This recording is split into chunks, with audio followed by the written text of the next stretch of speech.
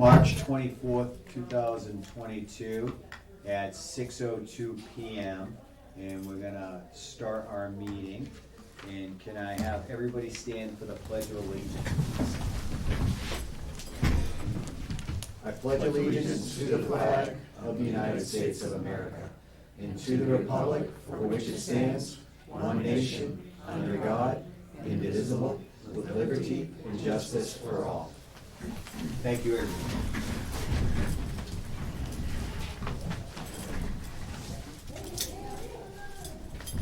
So everybody knows our meeting is going to be recorded via Zoom. Also, WCAT 12 is going to be televising it, and it's also going to be streamed on Facebook also. So we're getting it out there, all avenues. If anybody has any questions or concerns about that, Right, it is what it is, I guess. It's happening. It's a well, we public can wait meeting. until Okay. So the first thing on our agenda is the Warren Water District update. Okay. Okay. Come on up. Please on take up. the seat. And when you come up, identify what department you're in, and please state your name. Warren Water District, Cindy Baxter. I'm just coming to update you on some of the questions you had the last time we were here. We are presently, the Warren Water District is presently already on the town website with a link to our website. So I know that was brought up before, so people have had access to that for some time now. We do put the information on the website regarding the water quality test results shown in the customer confidence report, and it's mailed to our customers yearly as well. Our fire hydrants fees have increased to $317 per hydrant, and it's a total of 120. Included is a current hydrant count of 125, so I have 125 hydrants, and the town is renting them for $317. It says that we're working with Mr. Olson to keep him informed on fiscal year projects, and we were sure to update him as soon as we have a date for Hillside Ave and 2 hydrant replacements. We're gonna get a hold of Mr. Fountain and try to get him nailed down to get to High Street and the hydrants by mid-May. That's what we're working on. And to the 911 dispatch, we appreciate the fact that you're letting us join that, and we've been able to finally get a hold of someone, and Rutland Dispatch is working with us to get us as administrators, so we'll handle our own section. We are still using the town alert, as you suggested before. And importantly, the asbestos cement piping. Well, we discussed that replacement was done in 2005.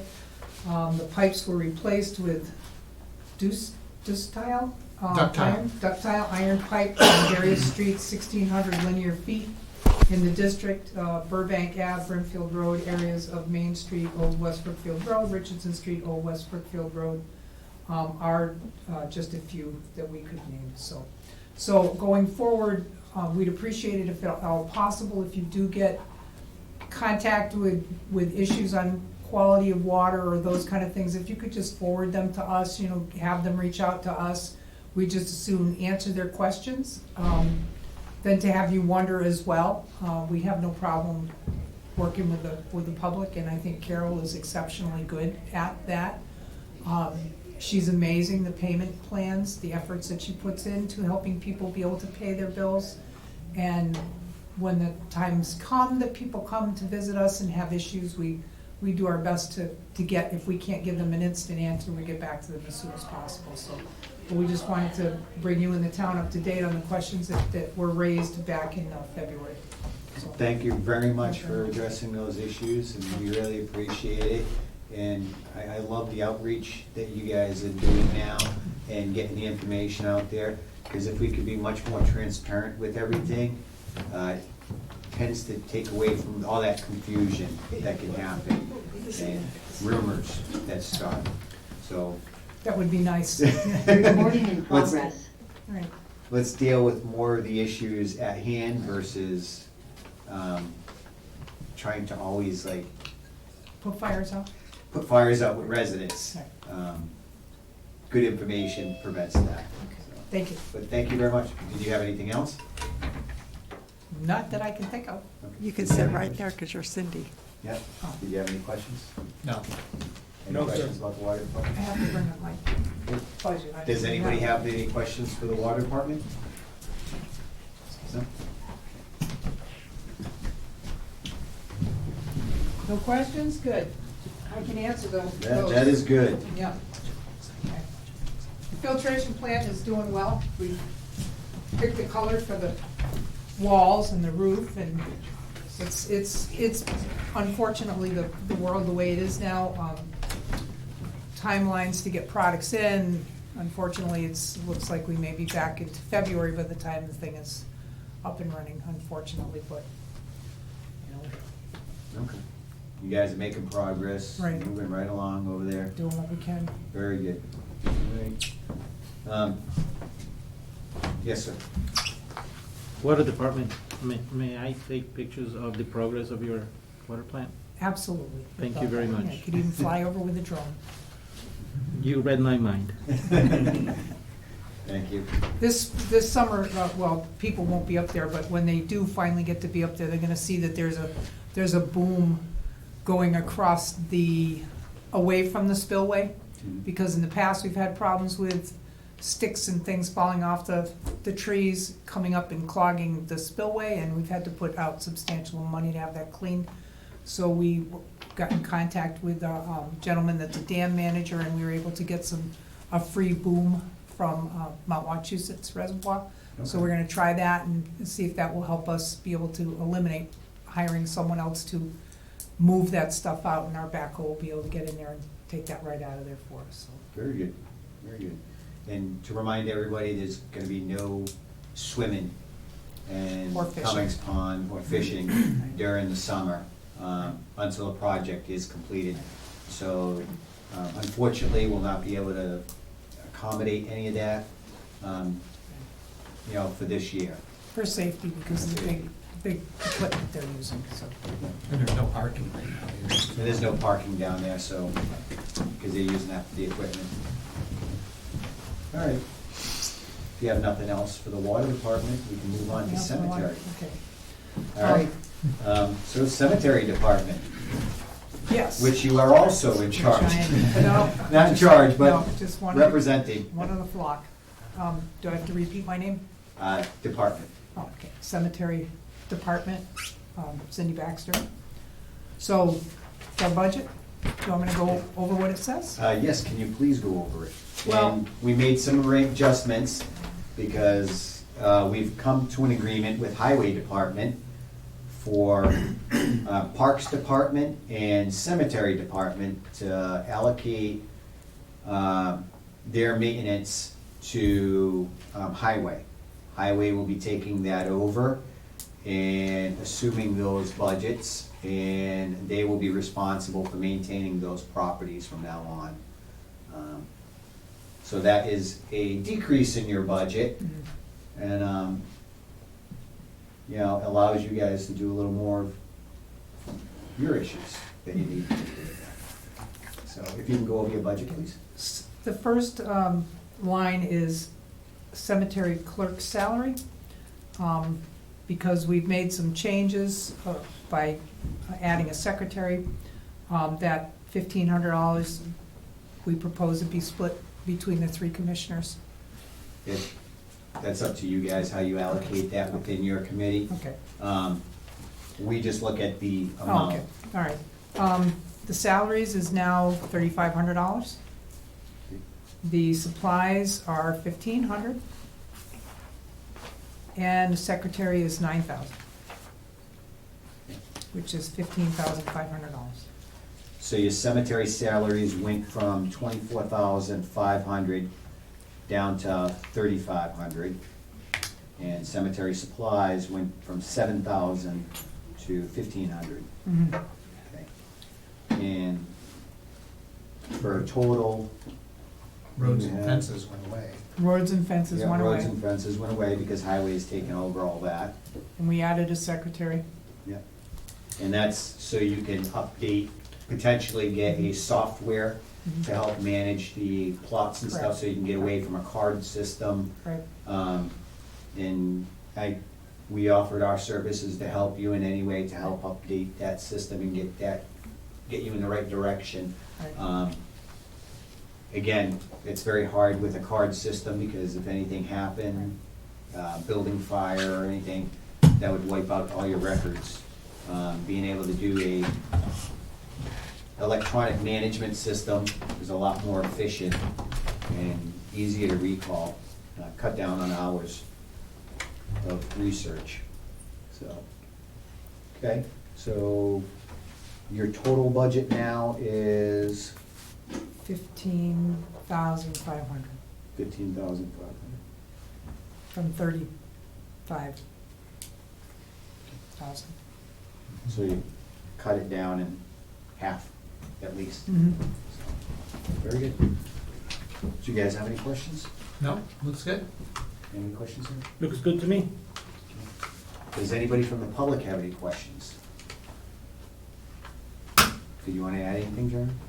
Well, just that we look forward to working with the cemetery commission through the cemetery department, helping to relieve some of the burden from them and essentially provide more service for the town in general, utilizing more equipment, more staff, and ultimately probably giving a much better overall product as far as being able to maintain and improve the grounds where we were limited in the past. Now, basically all hands on deck, we're all working together and making it function a little nicer for everyone. So.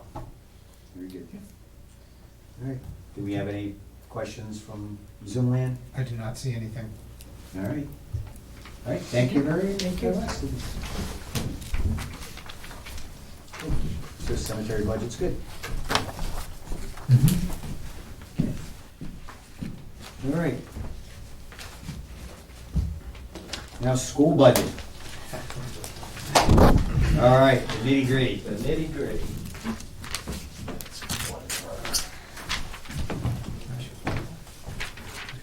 Thank you very much, sir. Rich, can you bring that up on the? Yeah, what I'm gonna do. Well, do you want to identify yourself and do that before you bring it up? Absolutely.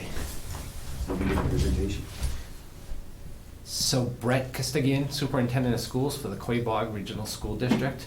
And I think I'd like to begin by saying there is an air of professionalism that I haven't seen in the Shepherd Building in quite some time. And you're doing an amazing job. People are working together. People are smiling. I was down at the town clerk's office. They were just overjoyed at the way things are going. So, it doesn't take a brain surgeon to figure out that something's going very right. So you're all to be commended for doing a really bang-up job. It's nice to see the collaboration and people working together and the professionalism. Thank you very much. It's also nice not to have to carry the computer and the projector. You can just email it. Yeah, it's great. It's absolutely Technology, great. we're moving forward in the world here. It's absolutely terrific. So, it's good stuff. So you have a presentation for us Yes, tonight? I have a brief PowerPoint to go over some of the main points. Okay. And I also have the budget book, and both the presentation and the budget book are online. This is even better because I don't have to push the button to advance the slide. Great. Good five.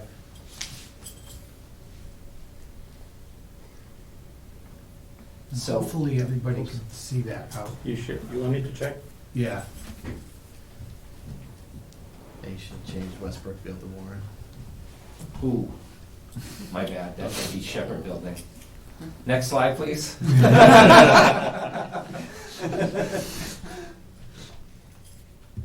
I presented the budget to West Brookfield last night. So we're getting the same thing? The exact same All thing. right. So The numbers haven't changed in 24 hours. There's your rewind and play, and Well, that's a good thing, I think. you know, it's kind of a rewind and play every year, if you want to go to the next slide. But what we know to date with the revenue is, yet again, we're, in my opinion, being shortchanged by the state, in that we're getting $32,700 from the state. And you'll see what our budget is going up by in the next couple of slides. But if you want to go to the next slide. Yeah, Derek, you know how to get rid of the next slide preview? On your screen? Yeah. I just want to show the current slide. Or somehow. It's great to have your own IT department Oh. and staff too. It is. It's great to have it so clear. I remember the days Oh. of putting it on these There we go. shades Okay. and you can't, no one can see it. It's duplicate, not the one you chose. Just go with your mouse up. I'll guide you. Go up with the mouse. Okay. You really have to see the TV where you're doing it. Because you switch screens. I can't see it moving. Let's do the show. There you go. Okay, let's do the F5 again. Okay. Now you're gonna click display settings, duplicate slideshow. Ah, got it, okay. So I think we're on slide, next one. Oh, there you go. So there's your rewind and play. I mean, there's the Can you see 10-year. That's what I'm trying to get. Sorry. There's the 10-year history of our Chapter 70 funding, with the exception of 2018. We're receiving roughly $30,000. It ebbs and flows a little bit, but we're not getting a windfall from the state. That boils down to about $30 per student. And if you want to go to the next slide, that will give you a perspective of what's happening across the state. This was a article that was in the State House News. And I took some of the quotes right out of it. And what it says is, out of the state's 318 operating school districts, 135 would get minimum aid funding, which is an increase of $30 per student, which is a total of $9.3 million. Unfortunately, we're in that 135 districts that is getting the $30 per student. Then the article goes on that the remaining districts, the 183 districts, will receive about $475 million. Doesn't take a brain surgeon to show that there is gross inequities across the state, and there are winners and losers with the Chapter 70 formula. And unfortunately, yet again, we're on the losing side. So there's been very little help Recording from in the state. progress. Yes, it's good. Cool. That's what we're looking at. Terrific. So if you want to go to the next slide. These are our major expenses. So I have February and March, and I left it like this to show you the changes that and how quickly they can change for the school district. The first line is the SPED OOD tuition. So that is out-of-district tuition for students that have special needs. In February, we were looking at 1.3 million. In March, we reduced it to 1.1 million, and we brought back one student into our schools to try to save $200,000. Yes, $200,000 for one student. Unfortunately, that didn't go well. It was a safety issue for staff and for students. So we had to increase that again to what it was in February.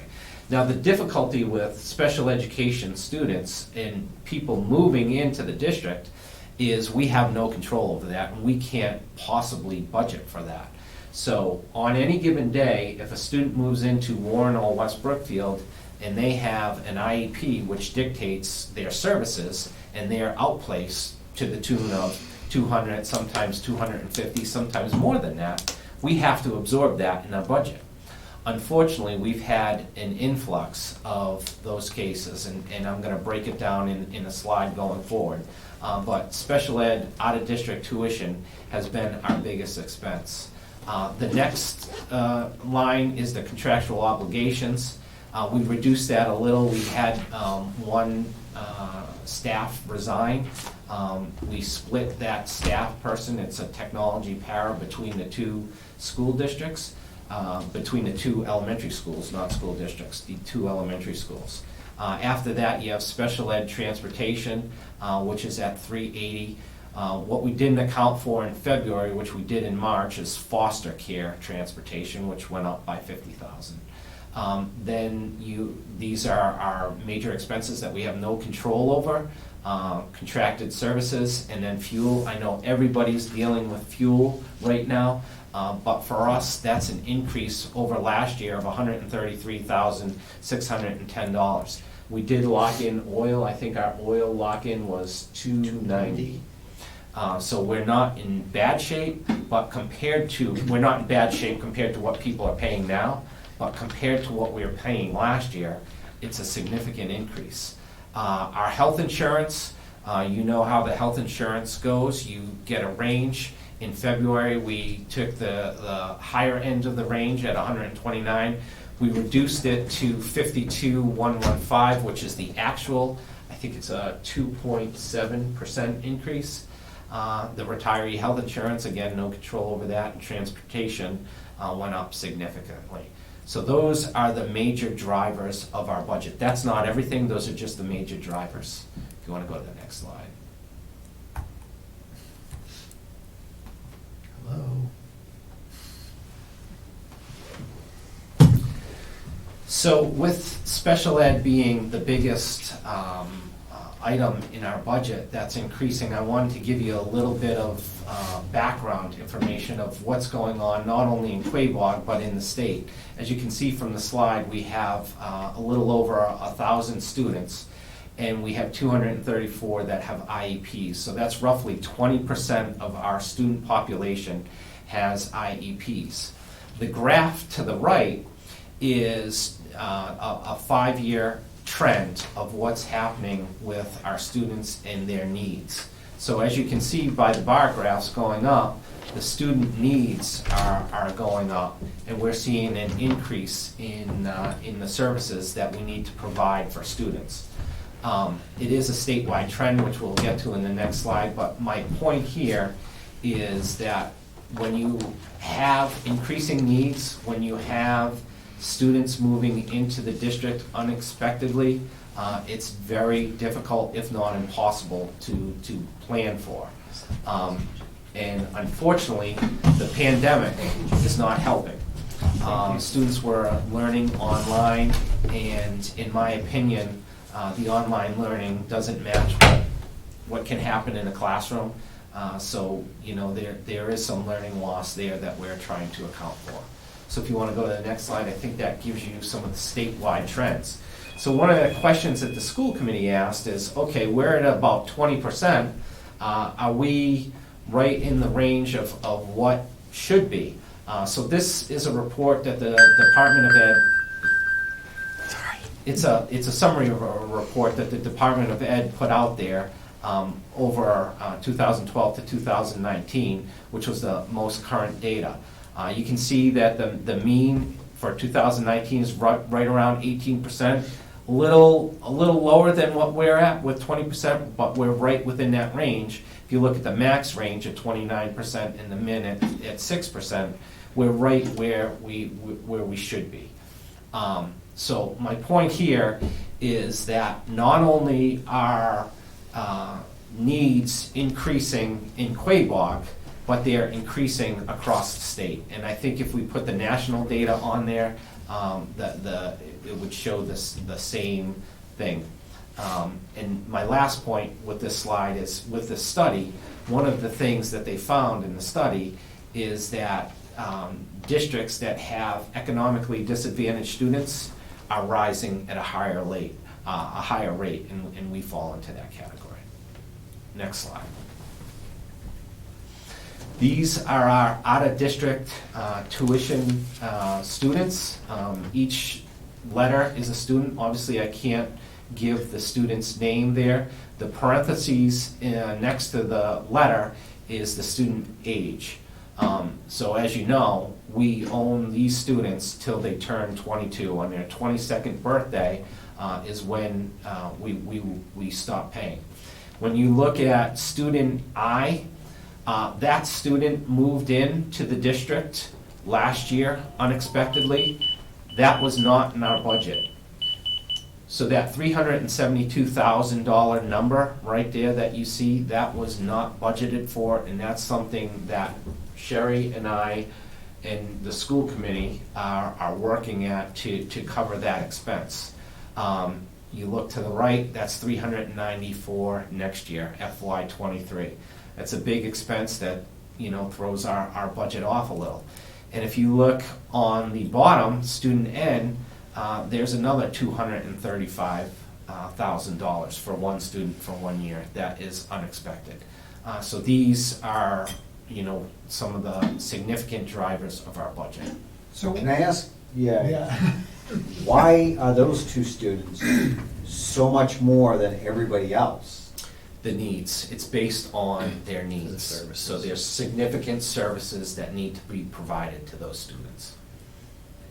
So, yep, go ahead. and how old, so we have to cover them till they're how old? 22. And how is that done? I mean, are they still in school, or is it like home support or something, or? Yeah, so I mean, it varies depending upon the individual student, but and I'm just speaking in general terms, I'm not identifying any Yeah. students, but sometimes there is healthcare that is provided, sometimes it's residential, you know, but there are a lot of diverse needs that are being paid for off of the school budget. There is some relief that we will get from this. It's called circuit breaker extraordinary relief that you need to file for.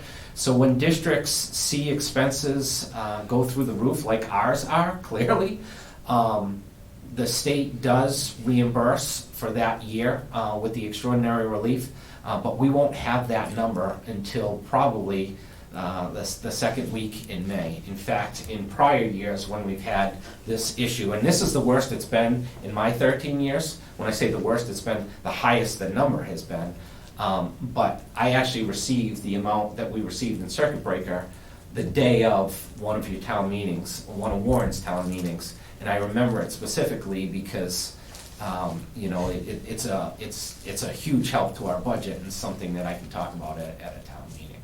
But these are extraordinary costs that we do not have we can't not pay them.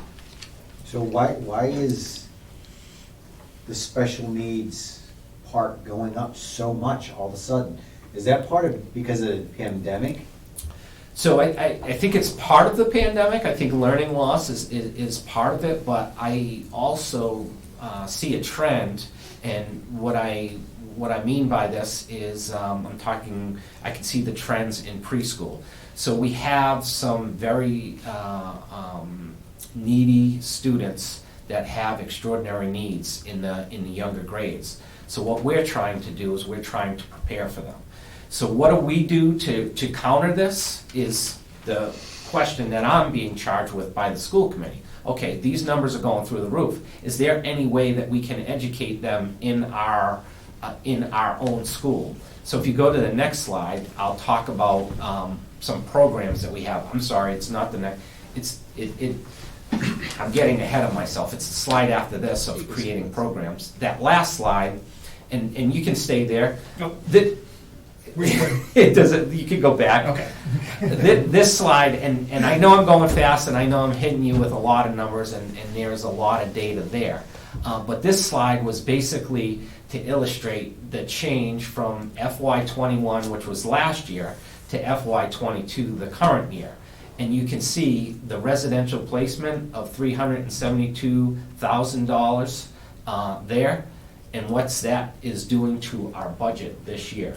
So somehow, some way, Sherry and I and the school committee need to come up with an additional $347,000 in this year's budget. It's a tall order.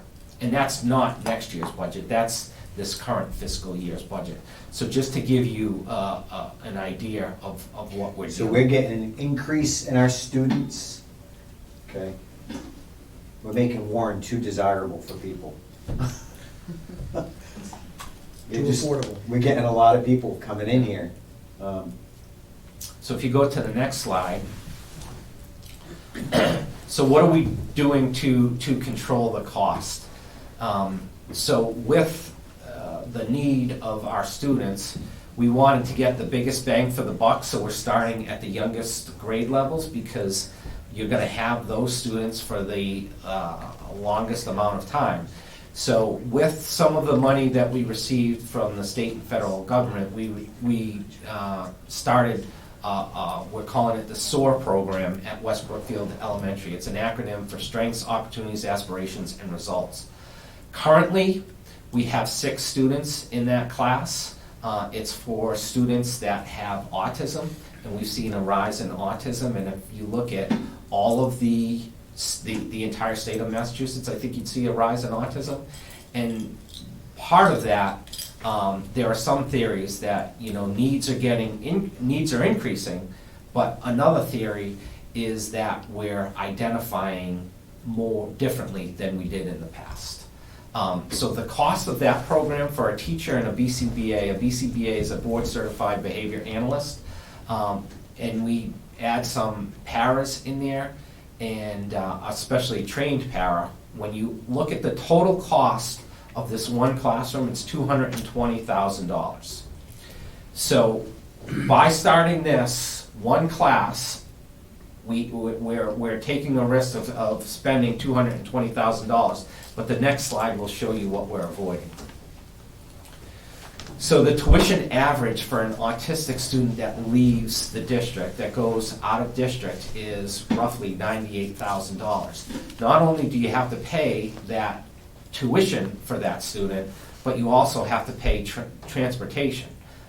With these students, typically what we do is we have vans that we contract out. So if you add that together, it's $141,000 per one student. So if you hit the button again, it should go to, this will give you a range of what we're avoiding to cost.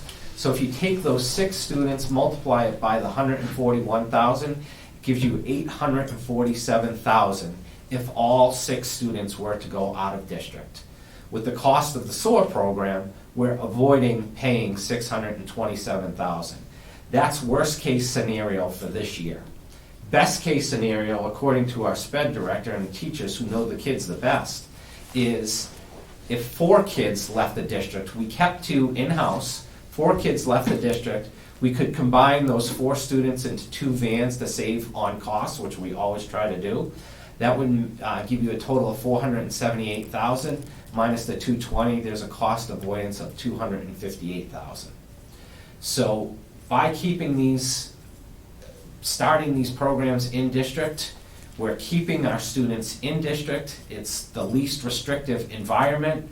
It benefits our students. It benefits our community. And what I mean by it benefits our community, it benefits our special ed students as well as our regular ed students because they see a more diverse population. So that's one of the things that we're trying to do. The next slide's just going to say what I just said. If you go to the next slide, there's one point there. So the other point of having a program, starting a program, is it's an insurance policy for the future. And what I mean by that is kind of what I was talking about. In preschool, we have 4 students that have autistic needs.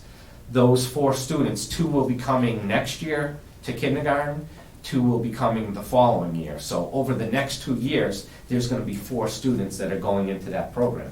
If we didn't have that program, the cost avoidance numbers would be even greater because they could potentially go out of district. So if you want to go to the next slide. Well, okay, so I have a question. Yes. Do you attract people from outside to the SOAR program, and does that help your bottom line? So bring we kids in? So we just started, this is our first year in operation, so we haven't had an opportunity to tuition kids in from other districts, if that's what you mean. Yeah. But when we initially came up with this plan in school committee meetings, that's part of what we talked about, is down the road, once it's established, once we have a good program that we can promote to other communities, that's the plan. Now, in the meantime, what is happening, and I'm gonna get to this later, but you brought it up now, is we're working with the town of North Brookfield, and we're doing a regionalization study to see if they want to merge in our district. They are a perfect example of, they have some programs, not to the extent that we do, but if we come together and we merge these programs, it's gonna be cost effective for all three towns. And that will be presented on March 30th, next Wednesday, part. Yes, sir. So I'm Andrew Schwenker, I'm the chair of the school committee, I'm also a Warren resident. And Mr. Einhacker, to your point, when we started talking about this program initially, that was one of our questions, because as we're sending our students out of district, the nearest place that has an autistic program for elementary school children is Worcester.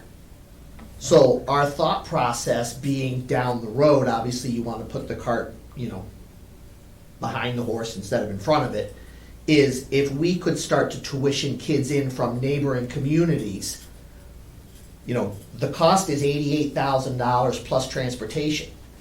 We could tuition students in for, say, $70,000, save that sending district money, increase our revenue by each student that we choice in. Obviously, we want to get the program up and running with our own in-district students before we start to bring in students from other districts. But that was the school committee's thought on actually both of these programs that the superintendent's going to talk about. So once the student leaves the school, right after 12th grade, and they came in from, say, where, do we pay those additional 4 years to 22? Or does Yes. where take that? Yeah, no, we Because we have them. We own them, yeah. We own them. Once you own the student, whether Okay. they're school choice or not, the law states that until their 22nd birthday, they need to be educated, unless So they the town, graduate. the host town, well, look, Yeah, the the town host- that they're coming from wouldn't be paying that? We would have to pay that? So that's what my question is. So I have a question. So your question is, if, let's say there was a student from Ware and they were being tuitioned into our district for kindergarten, first grade through 12th grade. Right, Is in that the what you're- SOAR program. Okay, so what we have for the kids from 17 to 22 is called the Journey Program, which is a continuation of our special ed programs, and it's designed for students from the age of 17 to 22, primarily for in-district people. So kids that live in Warren and West Brookfield, they have that opportunity in district to stay till they're 22. If we were tuitioning children in at that younger age and they enjoyed the community, yes, we could continue to tuition them through until they were 22 if they met all the parameters of, what the program offers. And that's paid by their town? That would be paid by their, if they were being tuitioned Oh, okay. in, that would be Okay. paid by their town, yes. Okay. Because they reside in that town. Yeah, so if they're Okay. tuitioned in, we would benefit. I mean, we Right, would, up to 22 years of age. correct. All right. So that's a program that we started at West Brookfield, and what we used there was the ESSER funds to start that program. The next slide is a program that we started at Warren Elementary. This is our STARS program, again, acronym, Students Taking Active Responsibility for Success. Similar to West Brookfield, there are 6 students in there currently, but just to show you how quickly it can grow, we started the school year with 4. It's only March right now, and we're up to 6 of our current students. So again, needs growing with students.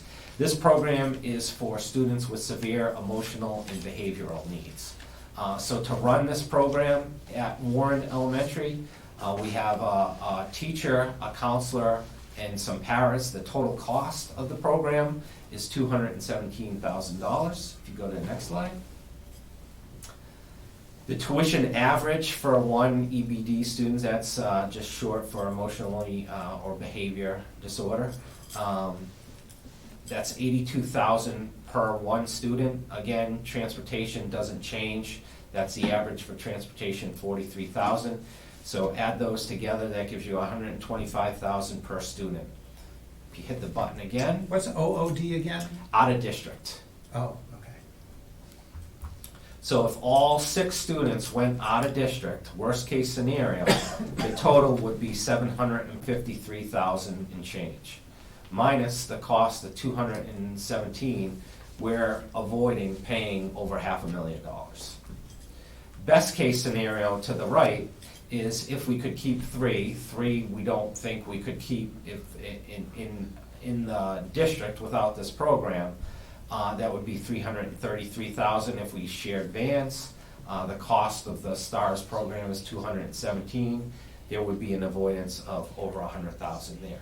So what I'm trying to prove here is by running these programs, we're doing everything possible to keep the costs down for the taxpayers of Warren and West Brookfield. So if you hit the next slide. This is basically just saying we don't have any students that would qualify for this program in preschool. But again, you have an insurance policy if somebody moves in that you wouldn't have to pay an out-of-district tuition. And it's always best practice to keep our students in district. So the obvious question is why SOARs and STARS? Why are we looking at autism and emotional and behavioral? It's the biggest bang for your buck. What this slide is this is just the breakdown of the different needs that we have of the students in the district. So if there's somebody with a child with autism in Warren, would they go to the Soar program in West Yes. Brookfield and vice versa? 100%, Okay. and that's actually happening right now. So the district agreement reads that if you live in Warren, you go to Warren schools. If you live in West Brookfield, you go to West Brookfield schools up till 6th grade. But there's also a provision in the regional agreement that if you have special needs and we have programs, that they go to where that program is. Okay. So it's helping both towns. And if we add a 3rd town into the mix down the road, it's gonna help all 3 towns. Mhm. Okay. So that was the bad news, or not bad news, that was our biggest cost. I very briefly just wanted to talk about some of the things that are happening, that, through grants, we receive over $1 million in competitive grants. These are not entitlement grants, these are competitive grants that we're competing with every other district in the Commonwealth for, that we get over $1 million. And I think this is a source of pride for our community, so I just wanted to mention some of the programs that we're offering, if you want to go to the next slide. Okay. So the first one is our CNA program. This is our 3rd year of the CNA program, and it's just going very, very well. Our kids are doing outstanding. They're passing the exams on their first try, whereas I know in some neighboring communities, they have a similar type program and they don't have the success rate that we have. We're at 100% success rate. So our staff are doing a dynamic job. Our kids want this program. And more importantly, the communities need these programs because just in the area, there's a huge demand for CNAs. So our kids are working in the fields, and it's a win-win-win for the students in the community. The next one is we're going to have a biomedical innovation pathway coming soon. This is a grant that will be announced as soon as next week. But as you know, Massachusetts is the hub of biotech, and this is going to provide some real unique learning experiences for our high school students. There'll be more on that to come. You also know that we, our Chapter 74 approved for our early childhood education. We moved the preschools from the elementary schools to the high school. Not only do you have better utilization of resources because it's in one spot, but we're Chapter 74 approved, meaning that it's going to help our high school students where they can learn to become teachers, they can do internships, and it's going to save the district valuable resources because you don't have to pay for paras to be in those classrooms if you have internships in there.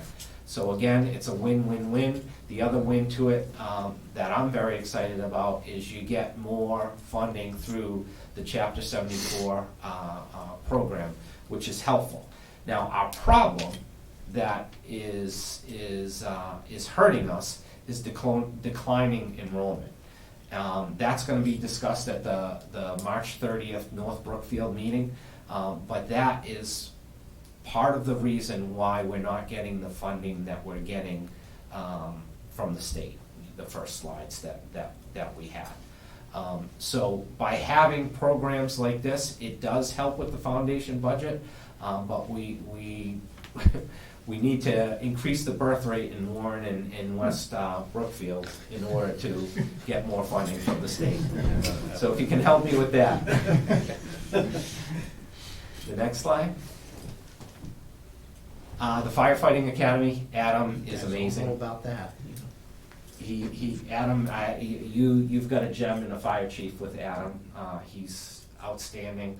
The entire. He's gonna want more money. The He is entire, great. oh, the entire fire department, they do this pro bono. They come to the school every morning. I look out the window, I see them. It's comforting for staff, for students to see them out there. The kids love it. It's going very, very well. As you know, we have 2 junior firefighters just added to the Warren Fire Department. It's a great, great program. And again, there's no cost to the taxpayers on that. Great outreach programs. Mm. Outstanding job.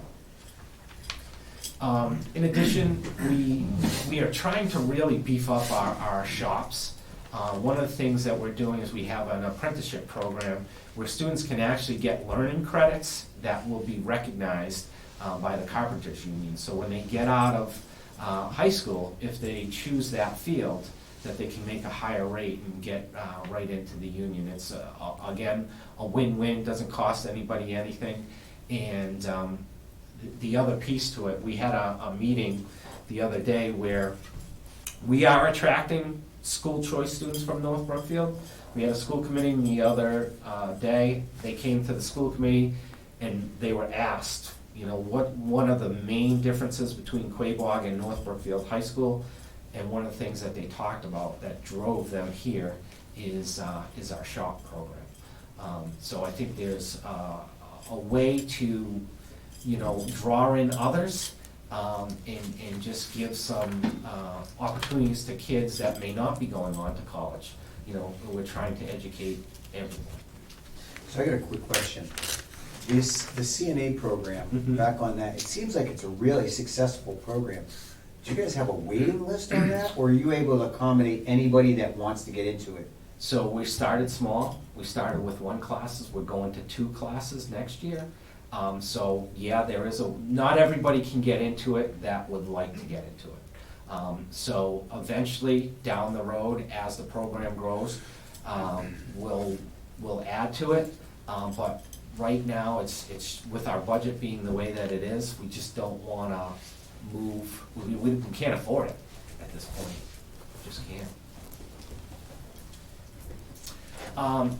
The other thing that's happening is we did get some money from ESSER. That's an acronym for Emergency Secondary Schools Emergency Relief Fund, I think. But one of the things that the school committee charged me with is always improving school safety. So there's going to be security systems put up at all of our schools. They're about halfway through at the high school right now. Then there will be cameras and security set up at Warren Elementary and West Brookfield. That will probably most likely happen this summer. That cost of that was roughly $130,000. Again, paid for through your taxes, but through the grant, through the federal grant. Guess we all pay for that. to our federal taxes.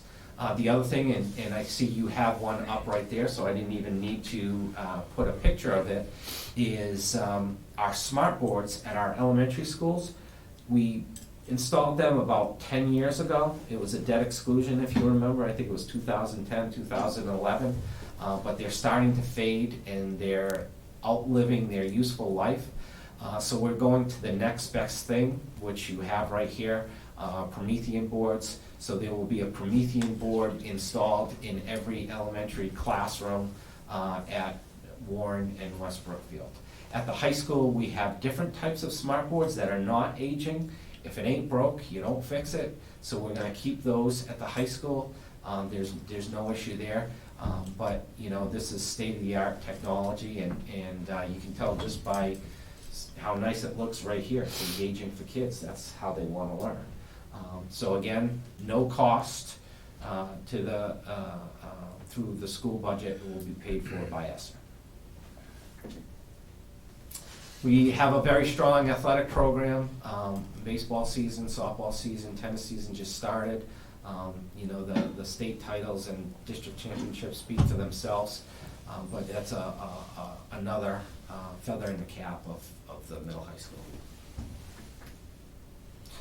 The baseball field was renovated last year with some money that we received from the boosters, as well as some money that was in the building revolver.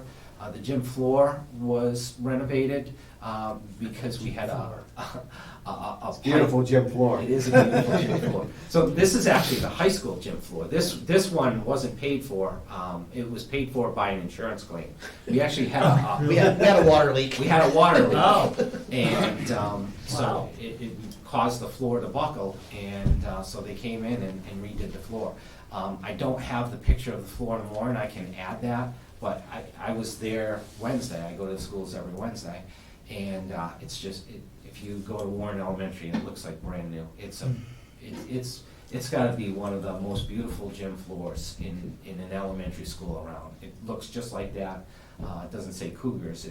I think it says WCDS or something like that, but or it doesn't have any mascot. But it's beautiful, and that was paid for as a capital request 3, 4, maybe even 5 years ago.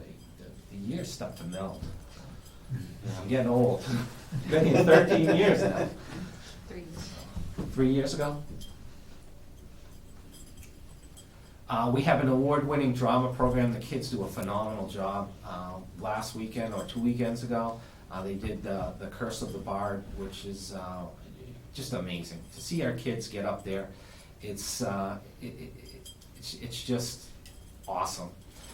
They're going to do Little Women coming up in May. It's about the time of the town meeting. You get a chance to see one of the drama shows, support our kids. It's like going to a professional show. I mean, it is that good. And the last one, The Curse of the Bard, was actually facilitated and run all by the students, which made it even better. But it is professional. And when you see these kids in action, it's a source of pride for the entire community. I can testify for that. I was there Yeah. on all these shows. They are great. It's so much fun. So is that why we have to cut the town meeting at 5? Well, Exactly. yeah, yes. But we're not removing. So if you have a ticket for the town meeting? Yeah, that's right. Come on If you in. stay on the whole town meeting, then you can. Yeah, right, yeah, that's your bonus, right? You know, we should do extra shows. They typically do it for a weekend, and the demand, there's more demand than, just a weekend, so maybe we'll do something special for the town officials. I think that's a good idea. Note to self on that. Band and chorus is terrific too. This is one of the shows that they put on. Our director, Jim Joinville, does a phenomenal job, and I call them the Pied Pipers because the kids love them, but that's going strong too. At the elementary schools, we have a lot of project-based learning. These are some of the projects that the kids are working on, but the PLTW is Project Lead the Way. The idea at the elementary school is K to 6, it would lead to the biomedical pathway that I previously mentioned that will be announced next week, that will be grant funded by the state. Student Opportunity Act, unfortunately, we're not getting any money through the SOA right now, but what we did is we wrote a grant that I am very confident that we'll get for next year, because we did partner with our neighboring school district. And in the past couple of years, the grants that we wrote in partnership with North Brookfield have been getting a lot of attention from the state. And I would be willing to bet that we will get this grant. That's why I put it up there. It's about $150,000. So the next meeting with North Brookfield, this is going to be a very important meeting for anybody watching. I know there's been a lot of talk about a potential merger. This is going to be the meeting where we're going to talk about the financials. This is going to, in my opinion, make or break the merger. There will be a savings there. How much, you'll have to tune in on March 30th. It will be in person at the high school, so it will be in the auditorium there. Can you offer a Zoom or a Facebook Live or something? I think we can probably do something because the selectmen have set the bar high, so Exactly. we need to We need do to something. step up. Yes, we need to step up. It's awesome. Mr. Veliz is the administrative representative from Warren in the regionalization committee, so I see that little white thing with the phone on He it. is our technology meetings, guy, so we're very lucky to have him on board here. I think it will Yeah. at least Facebook Live if You not know, the owl and everything, which is that thing right there, that's putting it, recording everybody and identifying whenever you talk, it zooms in with you That's cool. on the camera, and whoever talks, it identifies them and goes to them. So there's no switching cameras around and moving anything. As you can see, we're not playing around with technology, we just sit here, have a conversation, it's all online. So, and I was just looking at, March 30th is? Wednesday. Next Wednesday. Jim is gonna attend. Is he? I know that. Yes, yes. Great guy, by the way. Good find. I met with him the other day and gave him the tour, and it was a nice, good conversation. He actually toured not only the middle high school, but we went to Warren Elementary as well. Give him the lay of the land a little bit. I'm just putting that in my calendar here, so I would like to attend that. I will remind you. Andrew usually reminds me. Thank you. Have to post it 48 hours in advance. Another slide? Yep. Okay. So the local assessments, and I think you may have to click a couple of times on these just to get, oh, no, I did do it at once. There's the assessments for this year. This is in the budget book. These are not the final assessments right now.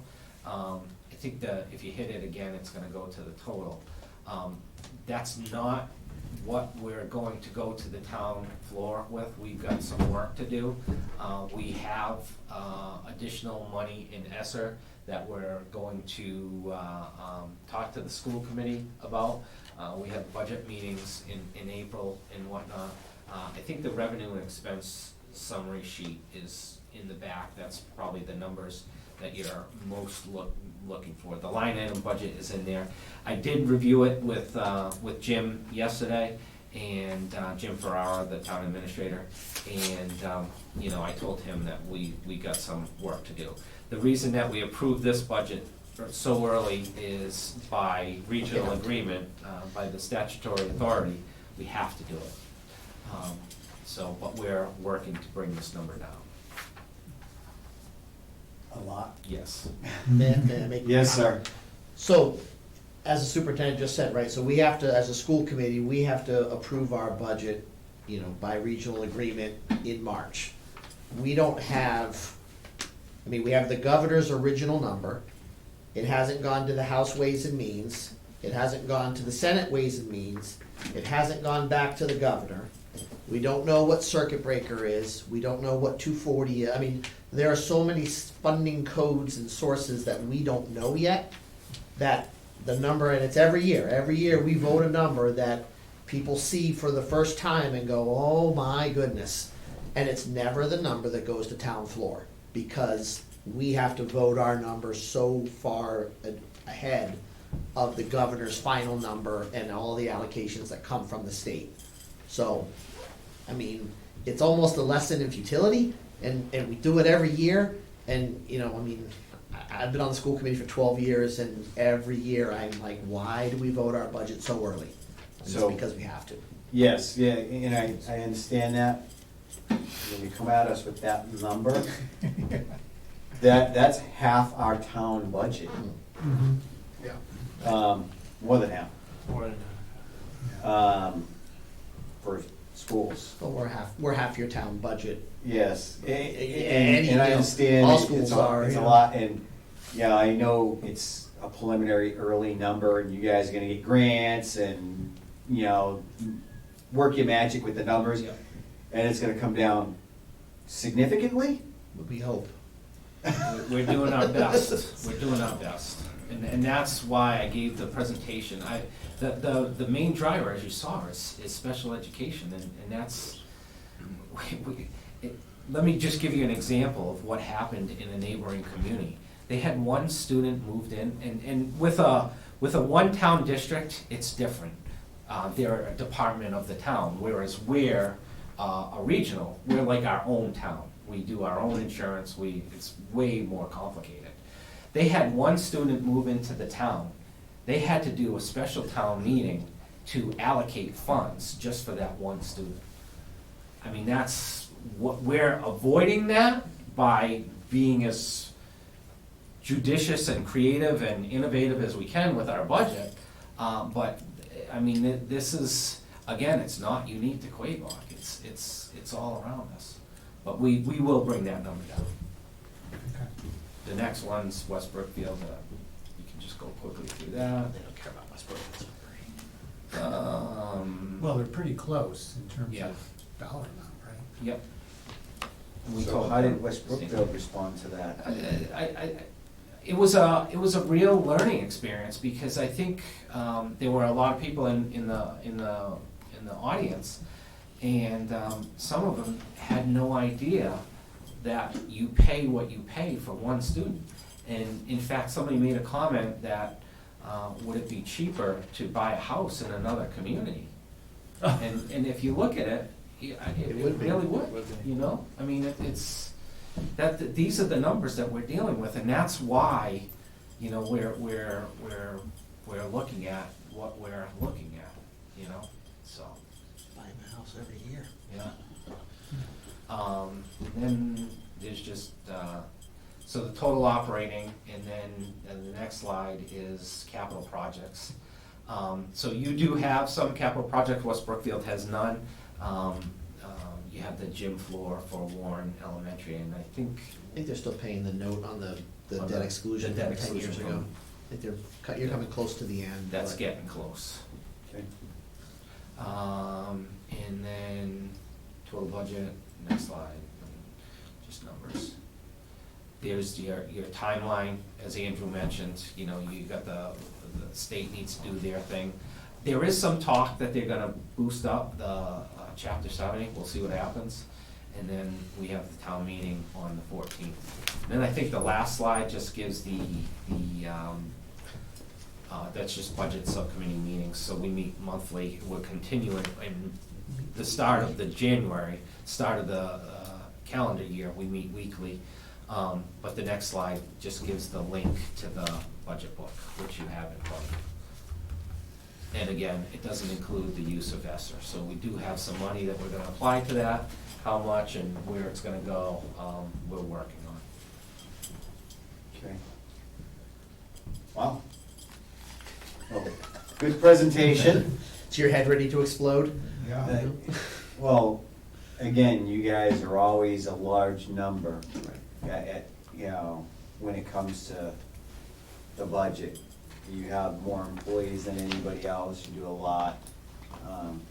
It's sad on the state's part, they're not helping us more.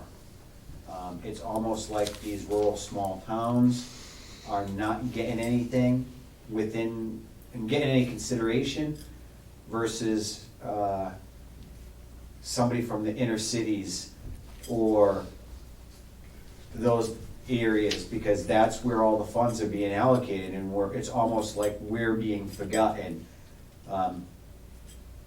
And I don't know if that's politically done or why it's done, but it's a shame on our politicians for allowing that to happen and allocating so much within a small area versus allowing it to spread throughout the communities and evenly dispersed to assist communities. Because again, we're a poor community, you know, and we're trying to, you guys are trying to do the best you can. You have so many programs and so many opportunities for students to do, and you have this, you're doing an amazing job with our schools, all of you guys, all you professionals, the teachers, the paras, everybody that works there, the staff. You're doing such an amazing job with the minimal amount that you have. It's so amazing to me, and we all really appreciate all you do. I know, you know, you're gonna get crucified in the town meeting, okay? Happens anytime you bring up your budget. It's a big, heated, contentious thing, because half the population don't have kids in the schools, so they don't wanna be paying for it, and the other half wants your budgets to increase because they do have kids at the schools, okay? So it's always, and they clash at the meeting, and, you know, that's just happens. And you take it like a champ, and you do it every year, and I really appreciate everything you do for us, because I don't think we'd have anything we have now without the school committee and without you being the superintendent. I really appreciate that, appreciate everything you're doing for us. And, you know, we're here to support you. And it would be really great if you could work on some grants and get some big money grants to help us with this.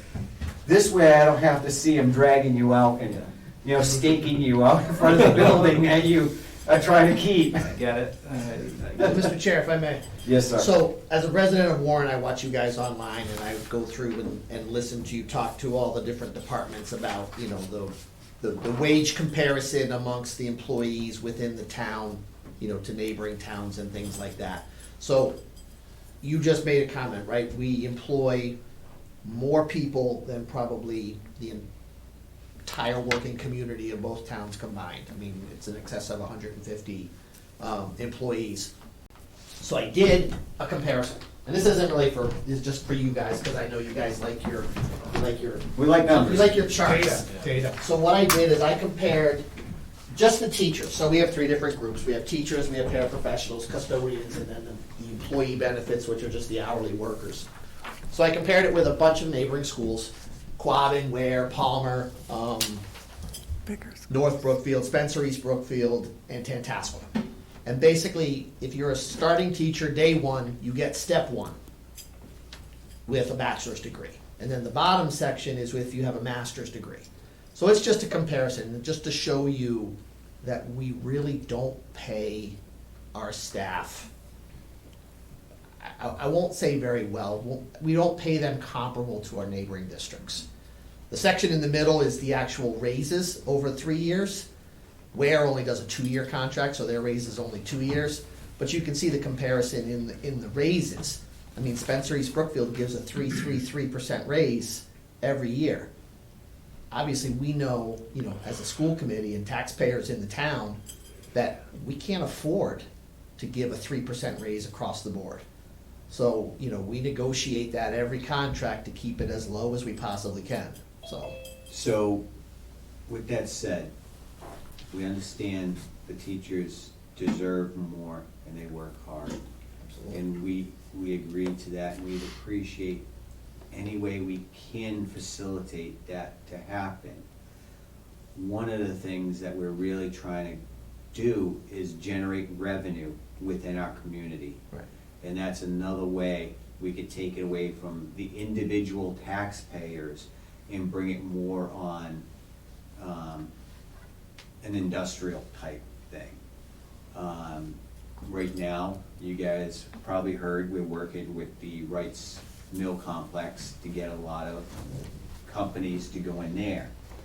That's gonna generate a massive revenue source for this community with having that development and the amount of business that would be developed in it. We're in the process of doing, or trying to create a master plan, with that being somewhat the nucleus of why we're doing the master plan and how we can provide all the infrastructure that would support a project like that. And that would generate a massive tax revenue for this community. And, you know, that's gonna be great in the future. And we'll be able to look towards that as a means and a source to do that. And hopefully that's gonna bring other things to our community that's gonna give more of a revenue source also. We can't rely on the individual taxpayers to do that. They wanna do their part, but again, in an economy that we have right now, it's very difficult to ask them to do any more. We've been trying to decrease the tax rate to get it a lower tax rate, because the last thing we want is property values going up and tax rate going up at the same time, because that's gonna kill the community, okay? So we're trying to keep tax rate down, and, you know, the property values going up. We're becoming more desirable. Communities like ours are becoming much more desirable. I know, talking with people, they're like, it's really hard to buy a house in your community. There's no houses available. And people are really, I hear it all the time, I wanna move to your community. Anybody know anybody that's selling a house? And it's good to hear that. But we also need that increase of a larger tax base to do. And we're really trying to support that and get that moving. And that's gonna facilitate a lot of your stuff too, and helping.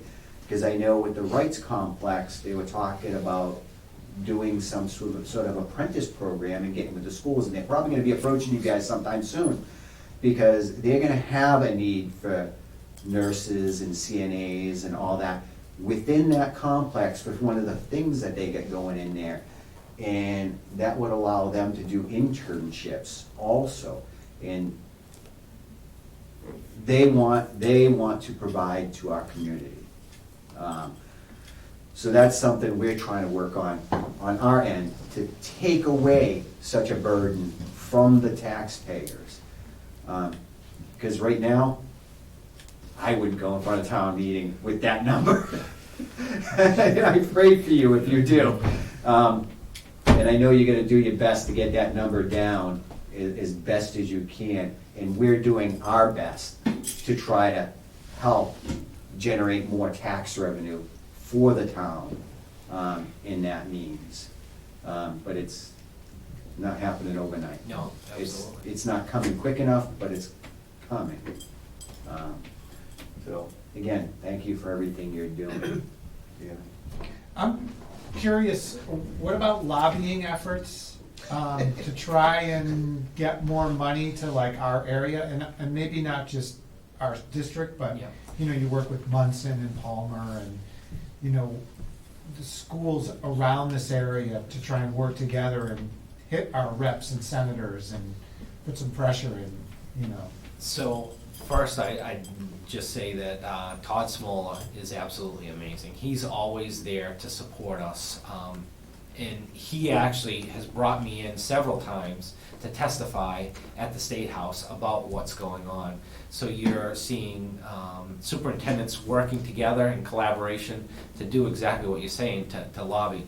One of the small success stories that we have with that, and Todd and Donnie and Ann Goby played a part in this too, is there's rural aid. It's not a windfall. I mean, it's something that we're getting, but so the rural aid, and we don't know what we're gonna get in that yet. That hasn't been factored in as well. So there is a little bit of movement.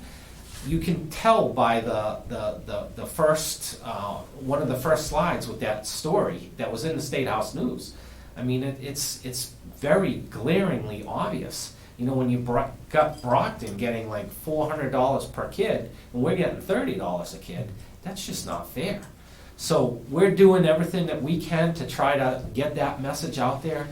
Todd and Donnie have been awesome, as has Ian, but we'll continue to do so. We'll continue to write those letters and you know, see what happens. The other piece, and you know, I hate to sound like a broken record here, but you've heard me say it for the past couple of years, is the Student Opportunity Act. The Governor Baker signed into law the Student Opportunity Act that was going to guarantee money to a lot of districts, and some of the projections were that we were going to get over $1 million. Well, guess what? It went to the gateway cities, you know, and like the small rural communities haven't benefited from that at all. But no, we hear what you're saying. We continue to lobby, and we'll continue to do so. So. And then the other question, you know, so I look at the teacher salaries, right? How, I mean, North Brookfield is a great example. They obviously pay more. What are they doing that we aren't doing, I guess? Like, what's the difference? Maybe they just have higher taxes and that's the answer to it.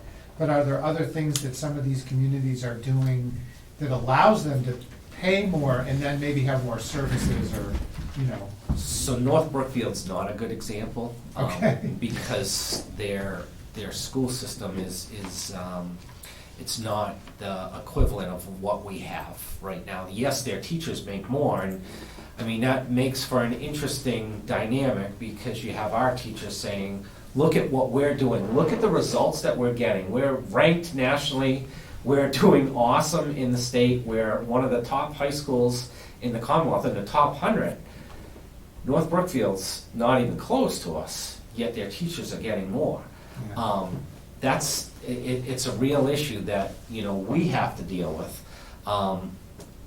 But, you know, I do think that merging, or a potential merger, that will help. As for other communities, I think Dave hit the nail on the head. It's about, you know, bringing in commercial tax revenue. Okay. You know, I live in Charlton. We got Amazon and Oh, Walmart, And right? everything else in the world. well, Amazon's coming right now. Oh, yeah, no, it sounds. And what was the other one? I don't know, but Treehouse. Treehouse, I was gonna say. I mean, those are they're Big one. huge sources of revenue that are just helping, and but the other thing too, I can tell you, because my kids are in the Dudley Charlton school system. Their school budget, he's no better off than I am. In fact, I would say that, you know, we're doing more than Dudley Charlton is. That's why I school choiced my kids here. And then they didn't want anything to do with their dad, and, you know, when they got a little older, that's another story. But they're struggling mightily with their budget, mightily, and they have that stuff. They're one of the 100 and some odd districts that are getting the $30 per kid. You know, it's the inequities out there are just, they're staggering. And somewhere along the line, something's got to give. You know, I see it every year, but. So my final question, what's our trade deficit? In other words, how many students are we importing versus exporting in terms of school choice? Can I see the book? Usually I put this on the slide, but, so if you go to page 21, that'll give you a 10-year, well, more than 10-year breakdown, 15 years, of school choice. So the pink or orange or whatever that is money going out. The green is money coming in. So as you And can it's the see, difference that's the real telling, the right? difference. Correct. So Yes. our difference has been going down. Yep. Okay. So we had, you know, in 2004, we were sending more money than we were receiving. That turned around for the first time in 2009. Yeah. Then we started gaining, and, you know, we're still on that trend, but. So like 14 to 18, even 19 were awesome in terms of revenue in, right? Yep, yep. So do you know what happened starting in 20, and any ideas? COVID. Homeschool counts as a choice out. Yeah, okay, right. So if you didn't send your kid to, you know, it hurt us, Right, okay. so. Not only that, I mean, the other thing that hurts too is it's no surprise that we've had budget issues every year. When that gets out there into the community, you know, they look at some of the neighboring schools that may not be having some of the budget issues, and they go to some of those schools. So that, you know, every action has an opposite and equal reaction. Yeah. So it's a very delicate balance of, you know, we're doing great programs, but our budget hurts every Yeah. year, you know, I mean, you see it. So my question is, it seems like the pandemic really hurt us because it sent us into a spiral. And is there any way, instead of using that as a negative, we can turn that, flip that into some sort of source of getting money by saying, hey, the pandemic created this issue for our community right here. We need to get support somehow. Yeah. Is there a way we can flip that in our advantage? So I think the positive of the pandemic is the ESSER funds. Without the ESSER funds, we wouldn't have these programs. I mean, we wouldn't have the security cameras, we wouldn't have the Promethean Boards, we wouldn't have the Soars and the Stars program that I talked about. I mean, they have given us those one-time funds, but the crux, the issue is that our special needs, those one-time funds are gonna go away, and the needs are here to stay. So we gotta, it's gonna be a tricky next couple of years. And that's where I'm hopeful that a merger with North Brookfield, potential merger, could really financially benefit and help with a student count as well. The other thing would be to promote, like, the Cna program, the carpentry program, the So fire. that's, we need to that was start- gonna be my point, so Bring to people the in. chair's point with the rights complex and things like that, we have a lot of good things that we're building momentum on, and through promoting and growing those programs to not only increase the school choice in, but to prevent the school choice out, Right. you know, will be beneficial. I don't understand why somebody would want to leave our school program, because it seems like we You never have know. a really good program here. The And grass is I always don't- greener on the other side. Well, yeah, and I don't see what they're gaining by going somewhere else. Do we understand why they're leaving? Yeah, that's a good, So we did do a survey years ago. I mean, we haven't done one recently. We can look at doing something like that. But it was, the survey actually was childcare, believe it or not, was one of the driving factors. Wow. So now having the childcare at the high school, maybe that will help that in the future. But yeah, no, it's something we can look at. okay. Yeah, because it'd be nice to understand why people are leaving our community, Yeah. school choice out. You know, if they're leaving because of, they like that school, but they're getting less services, does it really, maybe we can promote it a little better to the parents and say, well, this is what you're losing by doing that. I think a lot of it is the vocational programs, you know, I mean, with Warren, it's, you know, we're a member community of Pathfinder, so it's different than West Brookfield. You know, West Brookfield is a school choice to Pathfinder. That still affects our budget, you know. So they're school choicing to Pathfinder. Or and to then that's- Bay Path, or to wherever, because West Brookfield is not a member town of any of the vocational schools. So, you know, you have the big green school down the street, you've got Pathfinder, you've got Bay Path.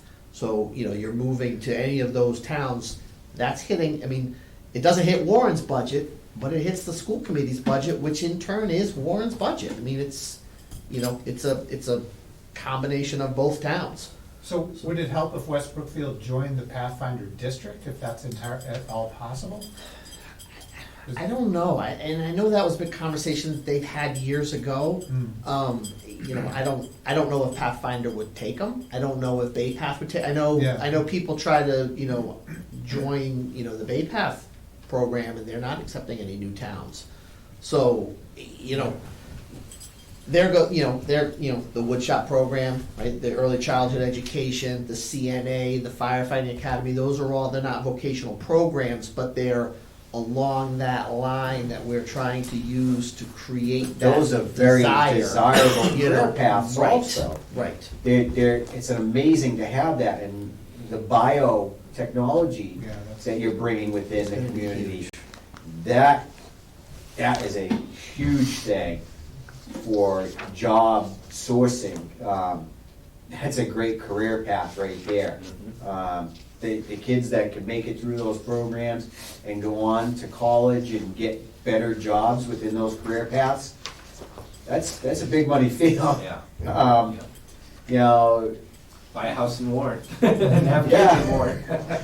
you know, you've got so many good ideas and so much there. You know, we just gotta figure out how to get kids to come here. Not essentially buying a house in our community, but send your kid to our community. You've got a machine shop, right? We do. Yeah, I mean, Welding. That may be something to I tell you, the capitalize on. robotics, program is computer, just, graphic the arts. Kids love it. By the way, we got a few lights we gotta give you guys to have redone Absolutely. for parks. They came off the bridge. Yeah. Off topic here, but they came off the bridge, the old bridge when it was redone. Yeah. And we wanna preserve the lights, so, Awesome. Happy good to project for you guys. Yeah. No.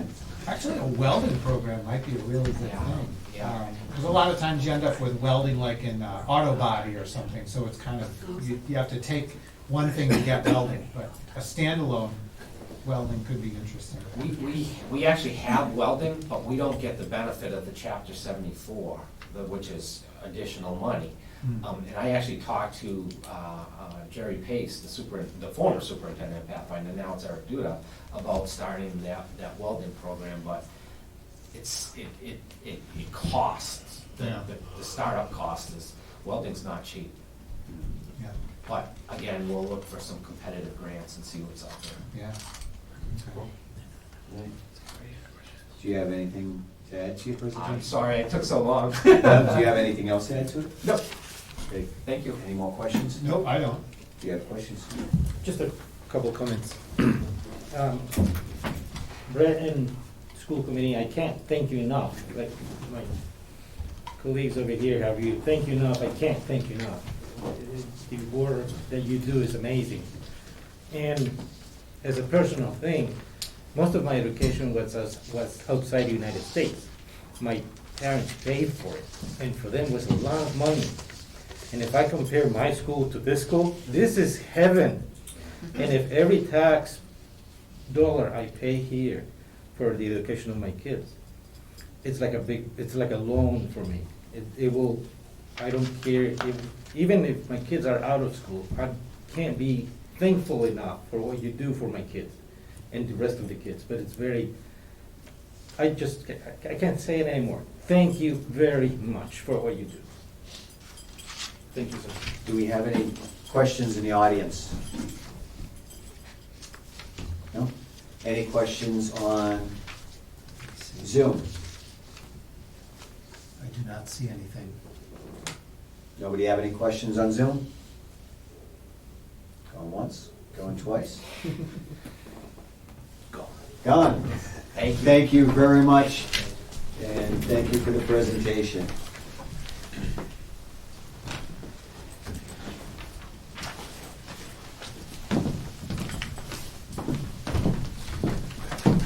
Do we want to put the presentation up on the website or online? Yeah, do you guys have that presentation on the? Yeah, it's, if you go to the, actually, that link might go right to the budget book.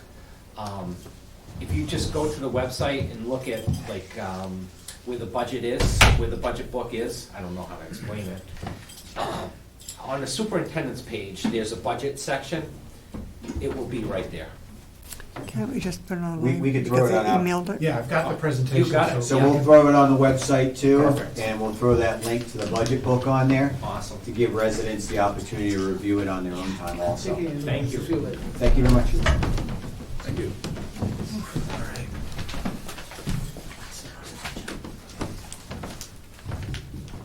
Okay. Assessor's budget. Come Come on up, young lady.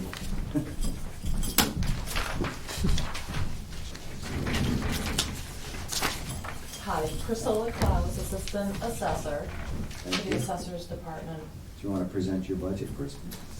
Yes, this is our proposed budget for the FY '23. We only have like 7 budget lines. They all stayed the same except for the 2 salary lines for the Assistant Assessor salary and the Assessor's Clerk salary went up according to the new wage classification. And then the other, our revaluation expense went up $9,500 because we are due for our 5-year recertification. So I have. So that's a one-time increase for the Yeah, year? it'll go back down to the regular $6,500 next year. Okay. But, yeah, extra money for our valuation guy, Roy Bishop, for, extra inspections. We have, DOR coming out next week for audits and, just checks and balances of different categories. So otherwise, everything stayed the same except for the, wage classification and revaluation expense. Okay. Altogether between, FY 2022 to the proposed FY '23, it's like a $19,038 difference. Yep. Do you have any questions? No, I don't think so. You've been to FinCom? Yeah, I Okay. emailed this to FinCom and, Okay.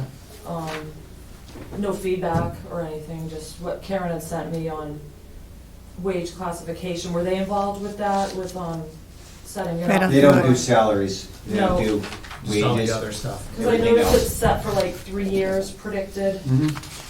Is that what you guys want to set it at? or- Yes. Yeah. Yeah. And, yeah, they don't deal with anything salary until it's finalized and the wage classifications are all set and everything. Mhm. Then they deal with all that. We do have a meeting with them discussing all budgets on April 2nd, which is a Saturday. Mhm. So the departments are all welcome to go there and discuss if they have any concerns about their budgets in front of FinCom also. And, you know, we'll go from there. Mhm. Yeah, I know they recently requested the titles and classifications, like I'm in a step 2. Because every 3 years you get into a different step, so I've been here more than 7 years. And then the assistant clerk is just at the minimum, she's just in her first year, so that makes a Okay. difference. Do you have any questions? No, sir. Okay. Does anybody from the public have any questions about the budget for assessors? No? Anybody from Zoom? I do not see anyone. Going once, going twice? Good. Thank you very much for presenting the Okay, budget. thank you. Nice and easy, thank you. Have a good night, thanks. You too.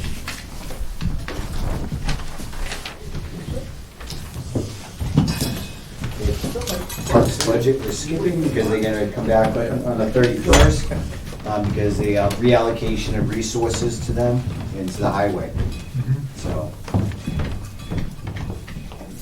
All right. And What was up? we with had to move the police budget to March 31st. So that's been moved, and that's per request of Jerry? Yeah, because he had Chiefs meeting, Massachusetts Chiefs meeting tonight. Yeah, yeah, okay. Okay, so building inspector budget. Where the heck is that? Dang. Come on up, BJ. All right. Yeah, like you guys are gonna give me anything. This is, I've been here before. But I'll do it. I'll do this dance with you. We're doing the Texas two-stepper. We're gonna do a waltz. What's it gonna be? You guys are a little bit today. 1, 2, 3. 1, 2, 3. Cleared out the room. Yeah. Well, the Okay. big one goes away when Yeah. typically that's the school, so. Yeah, that was fun. Okay, I'm trying to make sense of this because, it's like 3 lines, I think, right? Introduce yourself. That's it. I mean, there's not much to, Oh, BJ, can you introduce yourself? Yes, what department in CNA, please, for the record? wow, do I get paid for that? You gotta give that one for free. Come on. That's a freebie. I'm BJ Church, Building Commissioner for the town of Warren. Very good, Excellent. thank you. Okay. I mean, there isn't much here. I think, from the records that I've seen and the history that Jill's pulled together for me too, FY20, there was only a 0.5% increase.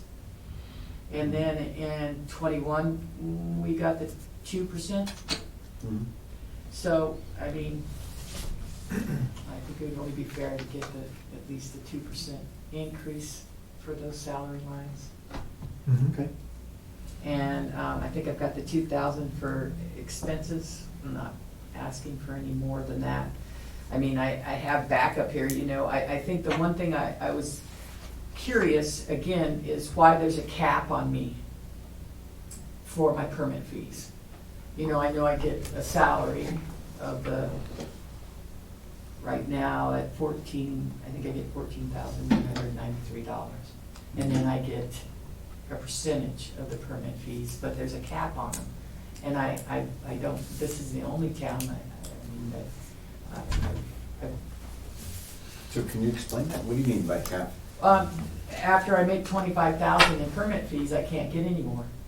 That's what the cap that's on the books from my understanding. And I don't understand that. And I mean, Where's if your there's a bylaw reason, book? I mean.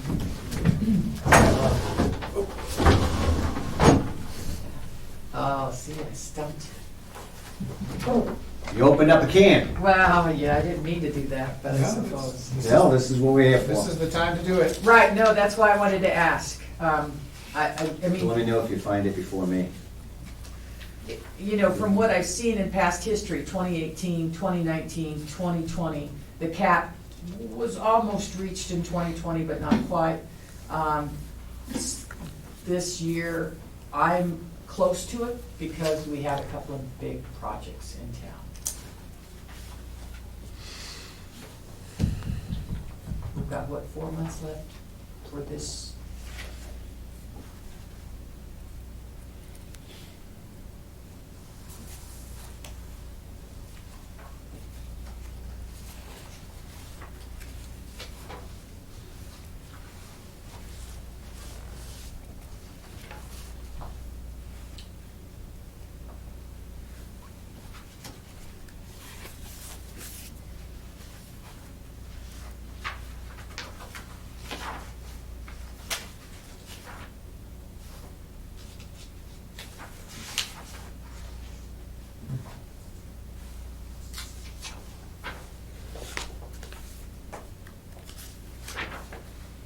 Such a small book, and Do all you of us have looking any at it. idea?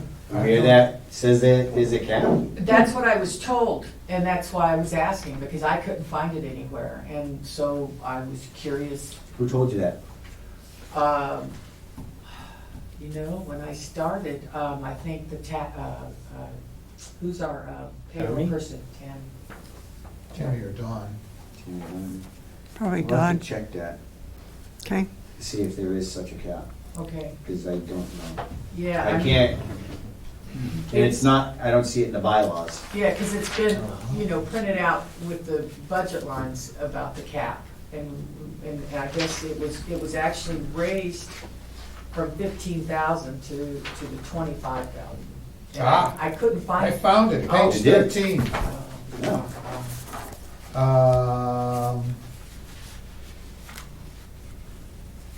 So building department, fiscal year spending limit, 25,000 with any balance in excess of $1,000 remaining. No, maybe that's not it. No? That's a spending limit. Yeah, it's a spending limit.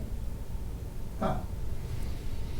Although you just said you used that 25,000 number, maybe it's confused with the spending limit. It might be, maybe that's why I couldn't find a cap where it said that particular terminology. No, we'll figure that out. Okay, because I never heard that. And, you know, there's so much going on in town, I probably wouldn't know that until it was brought to me.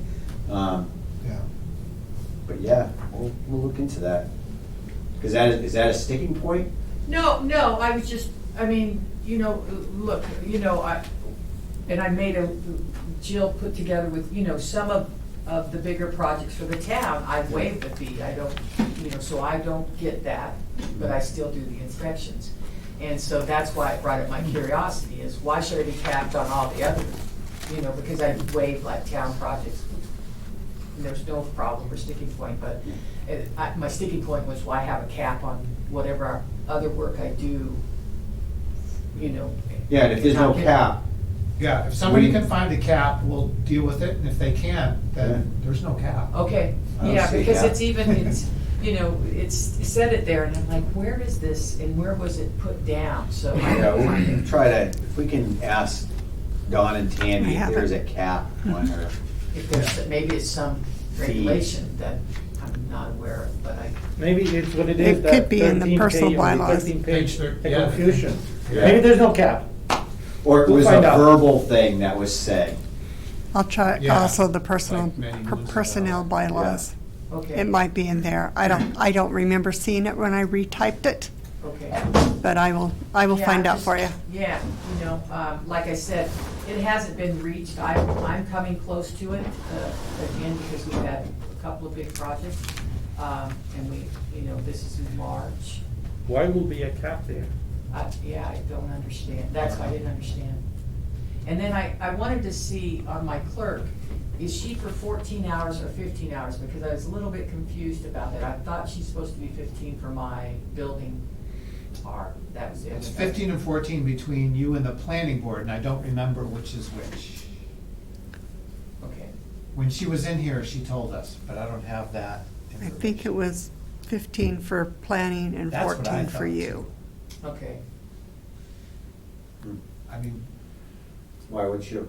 Well, I just, you know, I think the building department right now, and Jill is working on it, our files are a mess in there. And, you know, one of the things that I know coming into building departments, usually your certificate of inspections that are supposed to be done on businesses, churches, public buildings that should be done annually. Mhm. Churches are every 5 years, sometimes fall to the wayside, and I think the wasteland, to the wayside. And, you know, we need to get those records back, Mhm. get those contacts, so that we can, first of all, be meeting our obligation of the state adopted building code of doing those inspections and bringing that revenue into the building department so we can make it more efficient. Okay. And again, whatever your recommendation is, you're the department head, we're here to support you. You tell us what you need, and we will back you on that, and get you what you need, anything we can do, It has to be an article, so. Oh, to increase her to 15 for me, okay. so Move just to 20. write up an article on it. so she's We at can do an 29 hours? What, does she have, like, electrical inspector hours? Because she's 3 things, I think, right? Electrical? Electrical, plumbing, and building, she would, I mean, she. Oh, that's all under one set?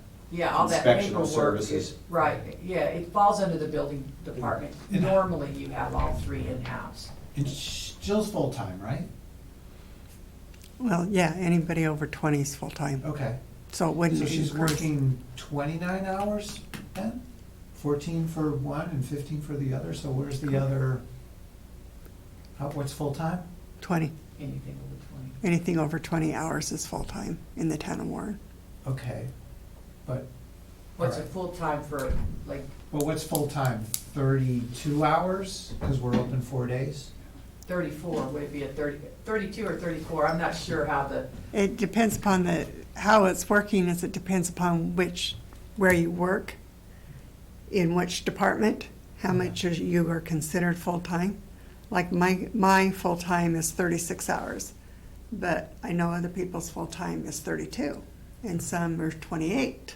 I think So- it's calculated out, right, so that all the benefits and everything, so I think it's something that the particular maybe job line or charge line or budget line allows, and I'm not, Because again, there's, couldn't find that information We would have to do an article just to increase her hours. for 1 hour. That's what they had to do when Jeremy wanted to increase my hours over at Highway for, I went from 16 to 18, and they had to have an article, and people fought it at the town meeting. He had to justify it. It's a little ridiculous, because as long as you allow for the salary line, it shouldn't be an issue with the hours that an employee is getting.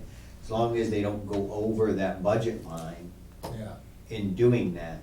If the town votes and says, we allocated you $16,000, do the job within $16,000 if you need to increase Right, the in the hours. budget line, right. Right, in the budget line. And that's, calculating up paying, because you're really paying for me and Jill So- in that sometime- department. Well, We've already brought in, as of right now in 2022, 56,000 in permit fees.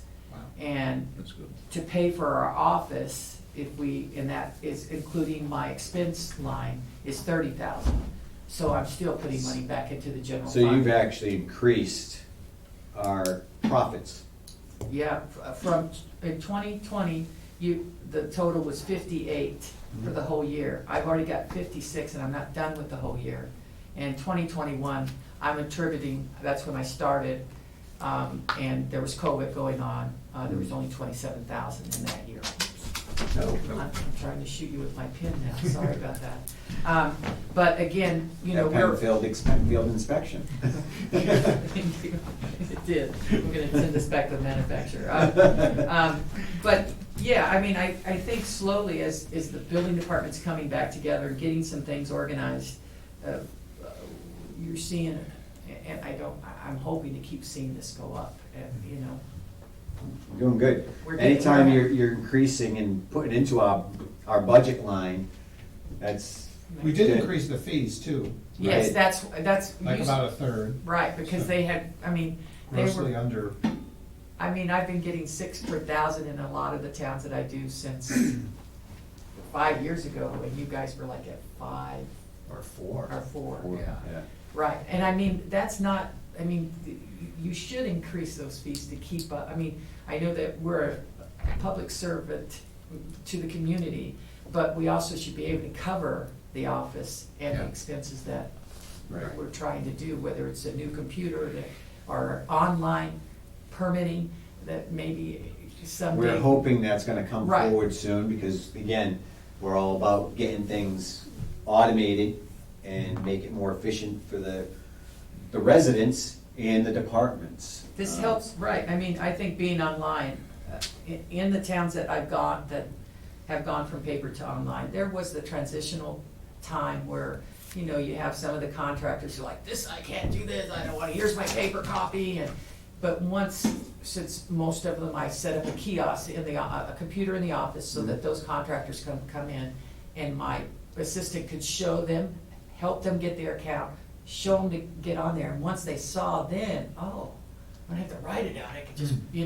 Yeah. Once that period was over, everyone was much happier, not having to come to the office, they could chat with me within the permit platform, and it just, it took time, but once you get into it.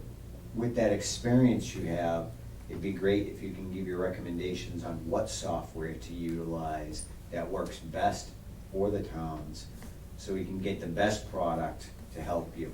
The one that I like, and I'm getting in one of the other towns right now, is Permanize. I've worked with them, and they work with you to sort of customize it to your needs of that town. But the program allows the assessor, tax collector, health department, conservation to all be linked in there, so when a permit comes up, instead of having to send a copy over to the building health department and a copy over to the assessor and a copy over, you just send it within the platform. It sends an email to all of them. There's a permit that's been submitted for da-da-da, and they can all review it and say, there's taxes owed, please don't issue this permit, or there's this problem, and everything can be addressed, and the applicant can see what those issues are with other town departments, all in one setting. So it's not That's running excellent. back and forth to Yeah. departments trying to figure out what's going on with their permit or having issues, or if we're closed on Fridays, they Right, can pull it up on Friday and look Yeah, at it and say, exactly. what's going on with my permit? and send a chat that I can see, everyone can see, and it's all documented, and there's none Cool. of this stuff. Mhm. It's all, stored electronically, and it's there. You should take a look at that. Yeah, Yeah. I like that. They are, they just recently did a Zoom presentation to the IT of the other place I'm at, and they were all very impressed with it. I think if you see it, it looks just like the permit, Mhm. so that contractor, some of the other softwares that I've seen, you go into them and it's cumbersome. It's not the permit, it's this page you go to and this one, and then you attach that. And I won't say. We wanna make it as user-friendly as possible. Right, and that's why I like it, because it looks just like the permit. You pull it up, it's the permit, and the Mhm. contractor fills it out. Okay. And each section of the permit, like there's a part where you have to attach an affidavit for demo or debris removal where you're taking it. You just click on it and you can attach or fill out who you're using as the disposal service. And then you go to the next one, you can attach your license. It's all right there. And the other one that I have right now, they don't like it, and I can see why, because I don't like it either. So maybe Jill can send us the information. Yeah, I via think email. Jill has actually contacted Deneen, who was my assistant in Lee and Lennox shared service. And Deneen was very versed in Permanize, because she worked with it from the beginning that it came online for Lee and Lennox.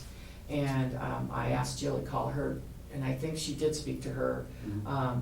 But I definitely have the contact information. Maybe we could get a, Get a demo or something. demo. That's what I'm gonna say. So is this something you'd wanna, implement in the FY '23 budget cycle? Cause you should put a line item in, cause there's probably monthly Right. fee and some setup costs. I mean, I didn't know how you guys feel about it, but I think it's something that we should definitely, initially there's a cost, but over the big picture, being online is it's just so much more Well, efficient. we can put in an article Yeah, that's. to yeah. purchase the system, once we find out how much the system is and everything. and Okay. The Yeah. needs, we can put in an article for that, identify that, get on the vote on it, and, And then you do it, and then they just include the monthly cost in Yeah, your we'd have to see if budget there's a for monthly like cost. next year. I know we're getting close to article time. Have you talked to assessors and tax collector about this particular program? I haven't personally. Okay, because I know definitely that they're researching one. Yeah. So, and if the accountant, they're trying to find one that the tax assessor, the tax collector, the accountant, and the treasurer can all also see. So if this one can do all does. that, then this might be one that Fire- might be really interesting. Fire's on there, DPW's on there, like I said, Board of Health, all of those. And again, from what I worked with Permanize, they can customize it to those needs. If you don't want DPW there, I think you do want DPW there, because, with a new home build, DPW needs to be involved in the street, curb cut, several different, fire always needs to go out, so it. They gotta do this sprinkler, or fire safety inspection, or whatever. Right, and so it's all there, and if it's a big project where fire needs to review the plans, instead of Adam having to come and get a copy, he may still want a hard copy, but he can go right on and see it, the digital attachment of the drawings, and review it that way. And sometimes on big projects, you still want the hard copy, because can be cumbersome to go through a digital Yeah. Yeah. of calculations of sprinkler systems and, where. But it still gives you a quick reference to look it up. Correct. So If if you you're just needed like, something. oh geez, I have a question real quick, you can pull it up. Yeah. Instead of going back to the office or whatever. And This having is this something you huge could use drive, on a laptop too, right? Right, yes. Okay. An iPad or a laptop or, yeah, the permanized, you can, We're I've definitely used gonna have them to look at both. that. Okay. So we're gonna have to take a quick break though. I Okay. apologize because we have to take a break for the TV to switch over. Or can we, are No, we we're done gonna have now, to- BJ, or we gotta No. go now? We've got Oh, 3 We're gonna have to minutes. cut, they're gonna, okay. so Sorry. take a 5-minute break. And we're still on Zoom Live, so So watch your please P's and don't use Q's. profanity or anything.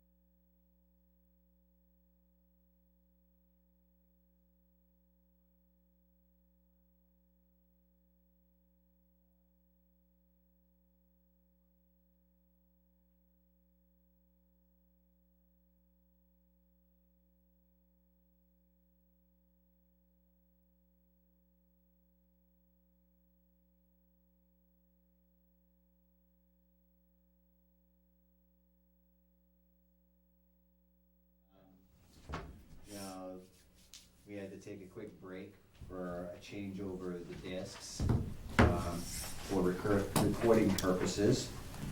So, did you have any more questions? No, I don't think so. I'm on board for permitting software, just, you know, I'll get on it and see if we can get, you know, some demos for the departments, and so people can look at it, and then maybe they can come and give us some kind of price yeah, That'd be great. idea, right? yeah. Okay. That'd be great. Again, you know, we like to be able to make things easier for all our residents. And I agree, sometimes it's a little bit of a shock with, you know, having things change. Right. But sometimes these changes are really for the better and to make things much easier. And I think it would be a great opportunity where a contractor didn't have to come right into the office to do all this, and they could do it online and submit it to you, and instead of waiting, oh, I gotta see BJ on Tuesday. I've got to come You into just town signed it, hall. boom. Right, And then they can print that up and put it up saying that they get a valid building permit, correct? yes, yeah, I mean, you know, the thing for contractors, if you know, look, when they're coming in to have to turn in paperwork, they're not on the job site, and that's where they make their money. Mhm. And if they can, you know, on a Saturday morning, go online, fill out their permit and push submit, and then I come in Monday and I can review it, and all the documentation and everything is needed there, and then I can get it issued to them, and they can pay online, everything, then Yeah. it's saving them time and the cumbersome of time of coming down and filling out a paper document, and then turning that in, waiting till I set the fee, because it can all be done online. And honestly, it will help Jill a lot more too, because a lot of her things are, can you pull that permit, can you tell me about that permit? And you're doing research, and if you could just type in the address and pull it up and like, oh, okay, they got a valid permit. It's so much easier. Right, you could just go in and search for it instead of you know, right now it's on a spreadsheet. It's in a filing cabinet. Right, yeah, right, and she's got it right. This way you don't have to do that, it's all right there. You just search for the address, or you search, if you have the building permit, you just put it in and it comes right up. And everything associated with it, electrical permit with that address, plumbing permit with that address. Let's say there's outstanding tax bill, it would come up. And, you know, that way I wouldn't issue until that was cleared up. Because I think that's one of the nice things is, you know, when there is past due bill or late bill for taxes due, it's there, and then I can address it to the contractor. You need to speak to the property owner to clear this up before I can issue. And it helps you. How about land in chapter? Would it be able to handle that?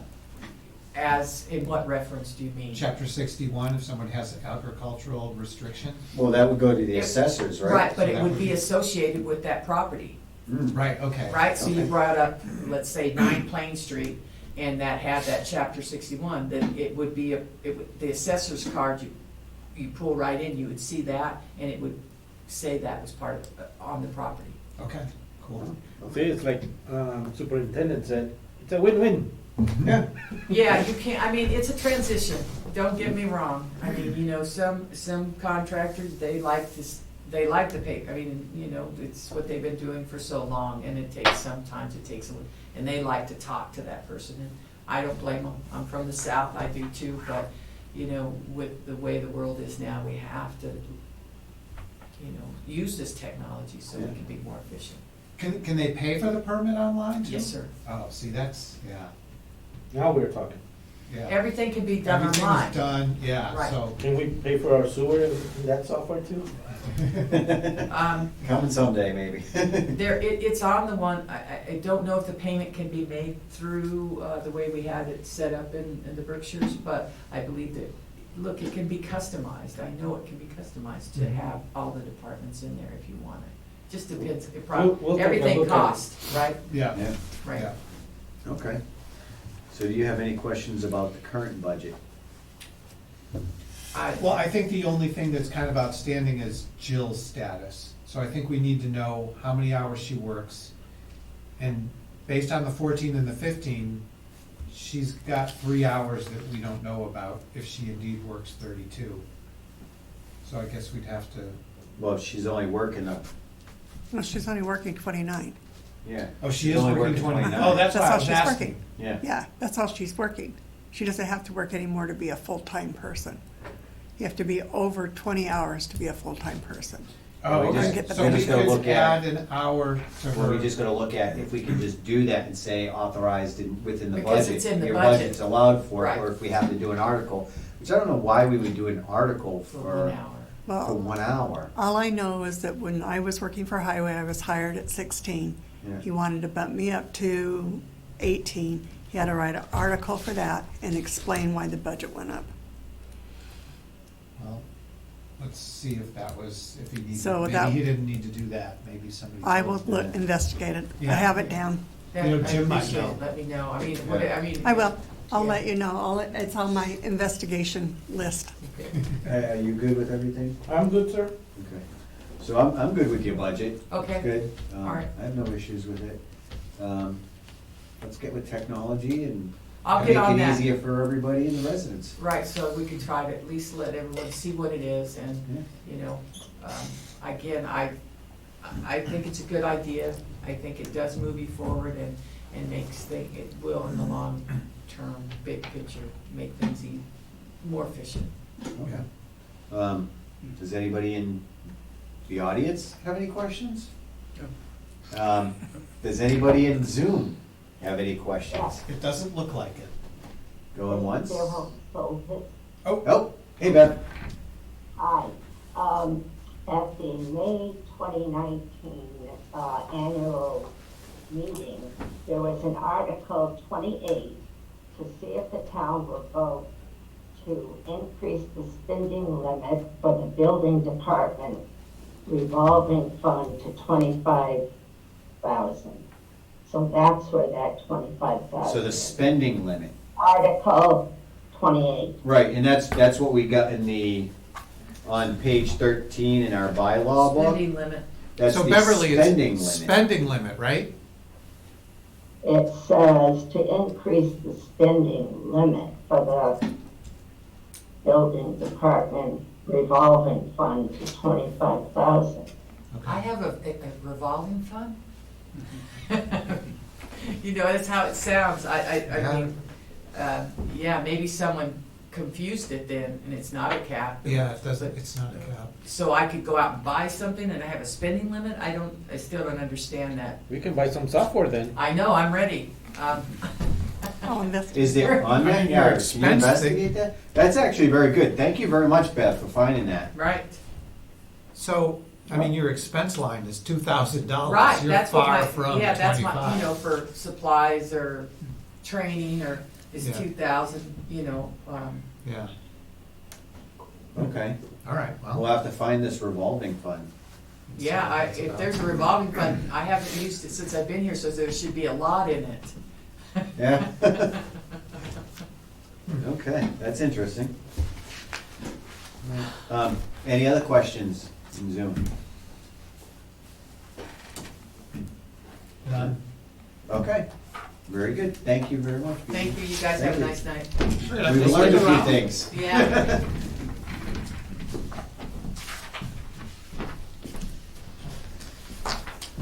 Okay, so warrants and bills. Motion to pay the following warrants and bills. All right, I make a motion to pay the following warrants and bills.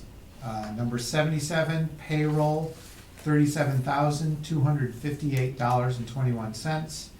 Number 78, vendor, $105,000, $105,849.82. Number 79, payroll, $38,431.31. Number 80, vendor, $64,263.49. All right. 6 WB Masons, 3332, 9533, 179, 98, 74, 17, 144, 97, and 518, 30.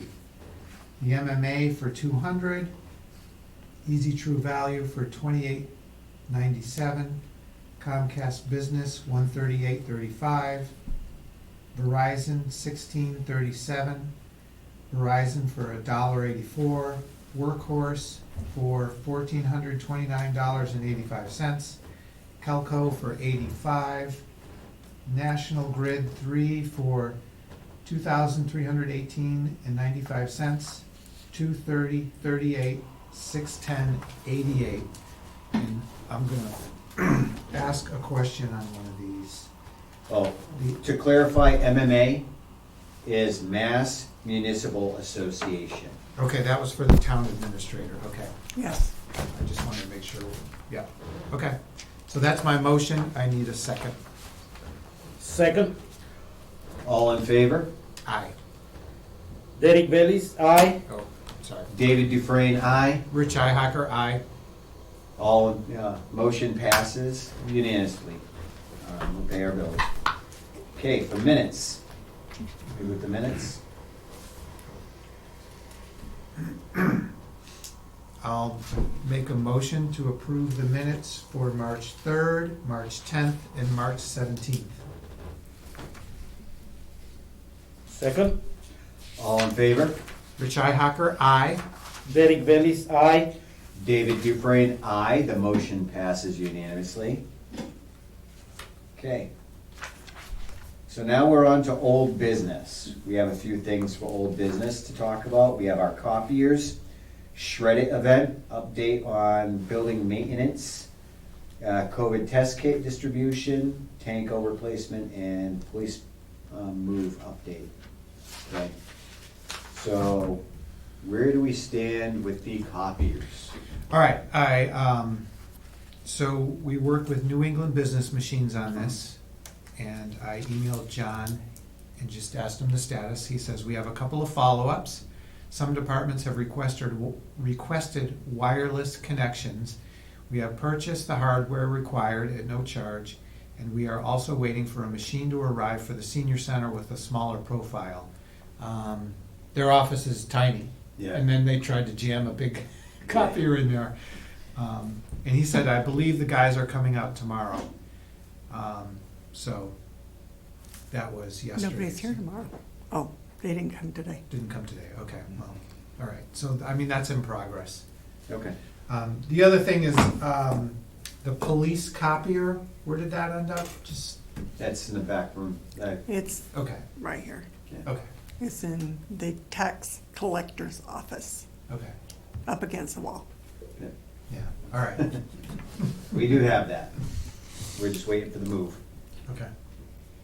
So I guess keep copiers on the follow-up list, Mhm. and, maybe we can do that next week, or maybe like in 2 weeks is probably fine, Okay. you know? Okay, the next thing is the Shredit Event. We have a Shredit Event. It's gonna be a town-wide event, allowing individuals through the community bring whatever they need shredded or disposed of, as far as documents and things like that, to the Shredit truck. And we are doing that on April 30th. April 30th, and that's at what time? I don't know yet. We're time to be determined. So we're doing that to help the town dispose of whatever documents. So if you have old bills or anything that are piling up, or anything you want to get rid of that you don't want just to throw in the trash, you'll be able to bring it here and throw it in the Shredit truck, and they'll dispose of that properly for you. Make sure nobody gets their hands on it. Okay, do we have any more information about that particular one? It will We be just- coming. More information will be coming. More Also, information's coming on that. What you can shred too, the type Yeah. of materials. Yeah, I think we can shred like hard drives for computers and things like that. That's You're what not they gonna said. shred a whole computer, No. just no. the hard drive, or, some media sources like CDs and stuff like that. Yeah. You'll be able to shred, so those old high school photos that you wanna get rid of. Different things like that. Lucky, I wish I had high school photos. You mean you're out of high school? Aw. Yeah. There were no cameras back then. High school sketch. Yeah. This is when they use stone tablets. Stone tablets. It's not that old. All right. So we got that going on. We're also gonna try to work with, I believe, Board of Health on maybe doing a hazardous waste day. And I think also the police said that they would be here and the fire will be here to do medicine and needles. Yep. Oh, okay. Yep. Medical waste. Right. Medical. Pills. Old syringes and pills and stuff. Mhm. Get rid of some of that stuff you don't use anymore. Okay. Next thing is update on building maintenance. Mr. Dusty, you are up, sir. All right. Take the hot seat. Not much of an audience today, No, but we still just as well. got the cameras. Yep. There's a lot of people on Facebook. Are there a lot of people on Facebook? Are there? We've been busy. All our Facebook lives are busy. Really? Oh, yeah. Very good. That's why I keep doing it.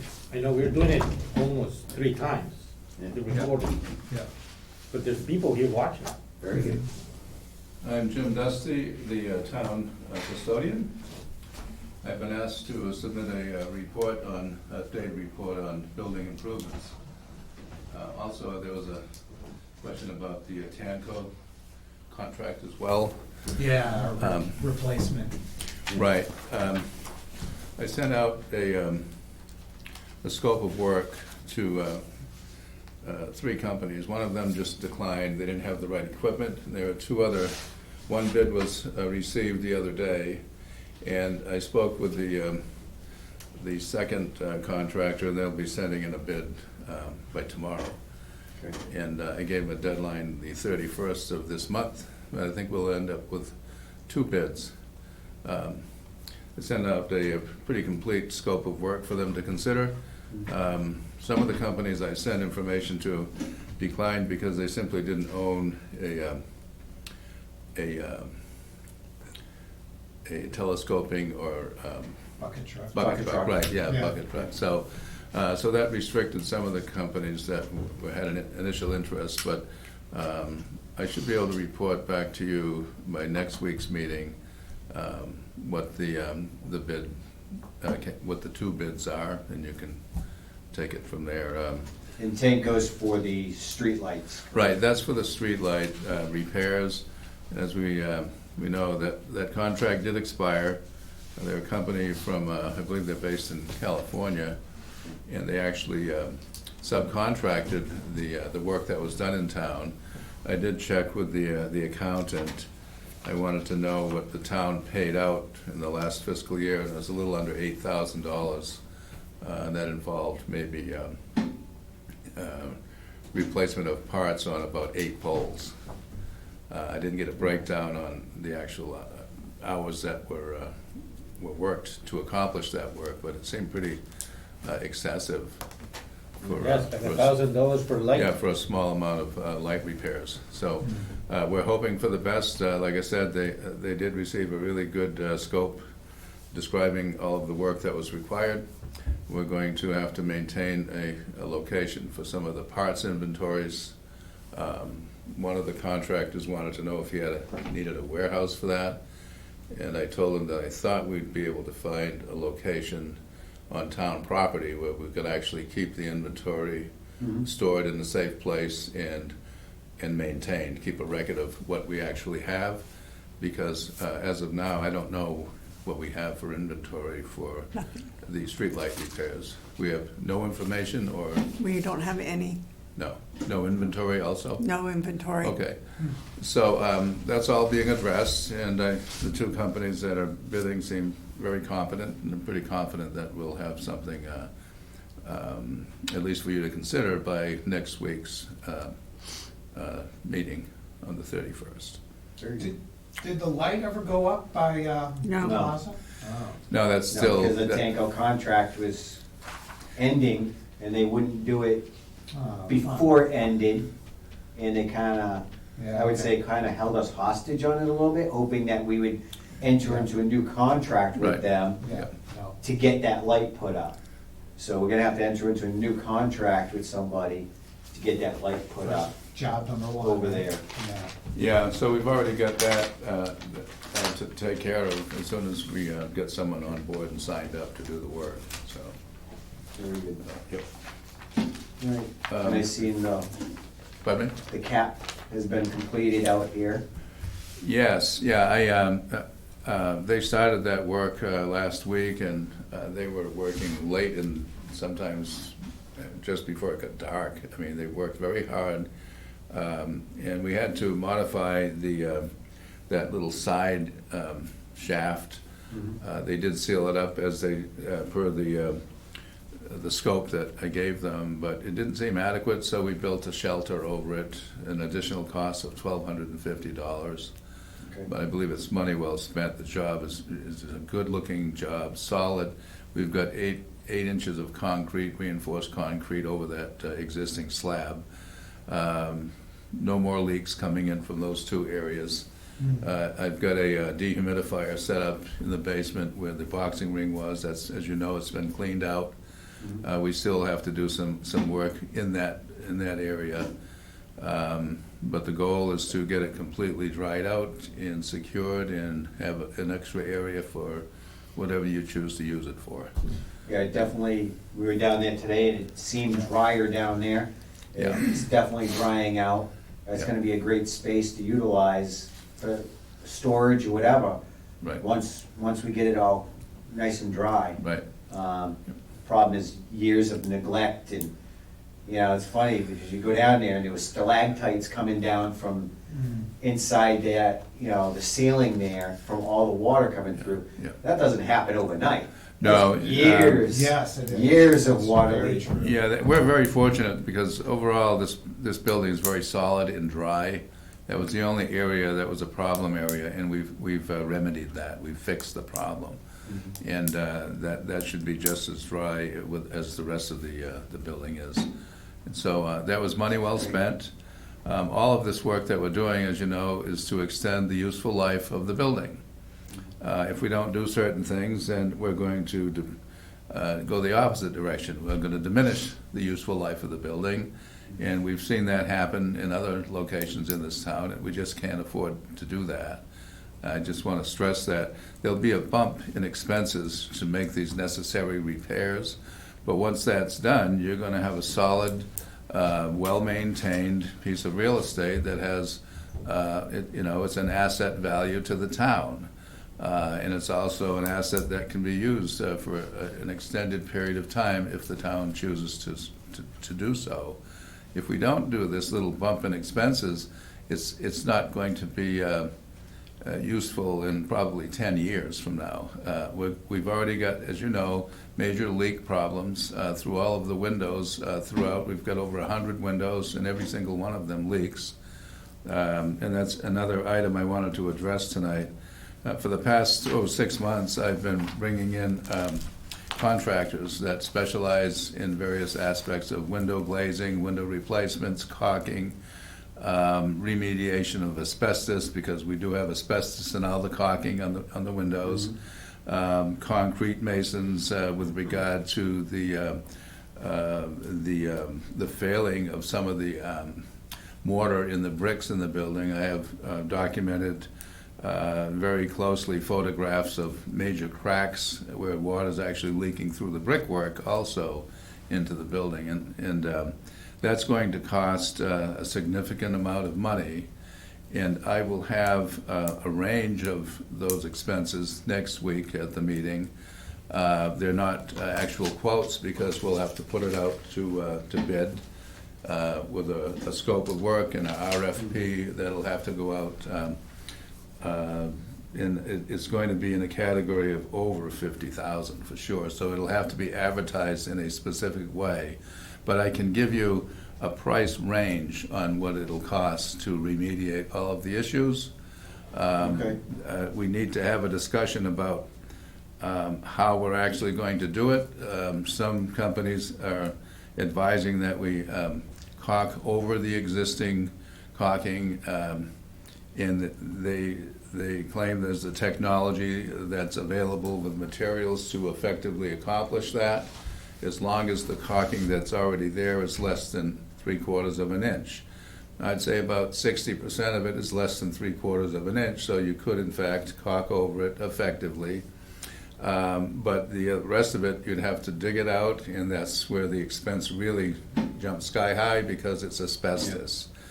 And when you have to abate asbestos out of the caulking, you have to also seal up the inside window inside the building as well. You have to tent that. So that's going to be very, very expensive if we go that route. Okay. I also noticed that since a year ago, there have been many failings of the glass in the windows themselves. They're two-pane glasses with a vacuum, and you can see where, if you look around, you see a lot more of them have failed, where they're all fogged up. So even if we remediate the leaking, you have failed windows also. So the question then arises is, do we get bids on replacing all of the windows? And that, of course, is going to be extremely expensive. So and the argument is, well, what happens if we do nothing? Well, the useful life of this building is going to be a lot less than if we do spend that money, because once the money's spent and the problem's remediated, it's just a matter of normal yearly preventive maintenance and normal repairs and things like that you would normally have to do anyway. There's always going to be an expense to maintain the buildings, but with what we have here, I see a great danger of this building ending up like the other building was in 10 or 20 years from now. And I'm not exaggerating. If anyone wants to come in and take a tour, I'll show anyone what I'm describing, that it's a real problem, it's extensive, and it's got to be addressed somehow. And I'm hoping that once you get the numbers, and then once we put if we decide to put it all out to bid, I'm hoping that there's a resource to help fund that, other than, Well, I think, yeah. doesn't Green Communities help out with window projects? I can check. Because I thought they typically do lighting, but they will do windows, I believe, because, again, it helps with the energy efficiency of the building, because that cuts down on energy costs. Right. So I think they might be able to help with a grant to do windows, and if we're gonna do the windows, Yeah. they're gonna have to strip all the caulking out anyways to And replace the windows. And abate the asbestos as well. They'd have to abate it. Yeah. I know that residential, there's a mass save program that does that. Yeah. They fund and subsidize heating systems and high energy furnaces and stuff like that, and insulation. But I don't know of any, and I haven't researched of any about municipal buildings where, if there are organizations that would fund that through grants or part of it through grants, we definitely ought to take a look at that. Yeah. And I can. You're on it? Okay, Are you gonna I'll be check on it into with that? you. Okay. Yeah. Unless you want it. No, go ahead. Because was it Patrick from Green Communities would be able to identify if that's something we can do Yes. through a grant process to do that? Because I think he was just talking about that with about doing windows somewhere. Yeah, so that'll be good. So I'll have numbers for you, preliminary numbers, and then if it goes out to bid, it'll be subject to approval, and we'll know exactly what the contractors are telling us it's going to cost to do all of this work. Yeah, I'm sure it's not gonna get any cheaper with everything going up, the costs through. That's the difficult part. I mean, someone can submit a bid now, and it could be way off just several months Go from up now. $50,000. Yes, for sure, yeah, no question. There are a few other items. As you know, we're identifying everything in this building and the other buildings that the department heads don't need anymore, like broken computers and printers and anything at all that's just sitting around, taking up space. I'm getting bids on the cost of physically removing everything from the hallways once all the department heads move their stuff into the hallways on a specified date. And we've already filled up 2 30-yard dumpsters, completely filled them up. And we're probably going to need another 3 loads. And It's a lot of trash in one building. Yeah, it is, yeah. But once it's done, I mean, we're going to do that in conjunction with the Shredit Event.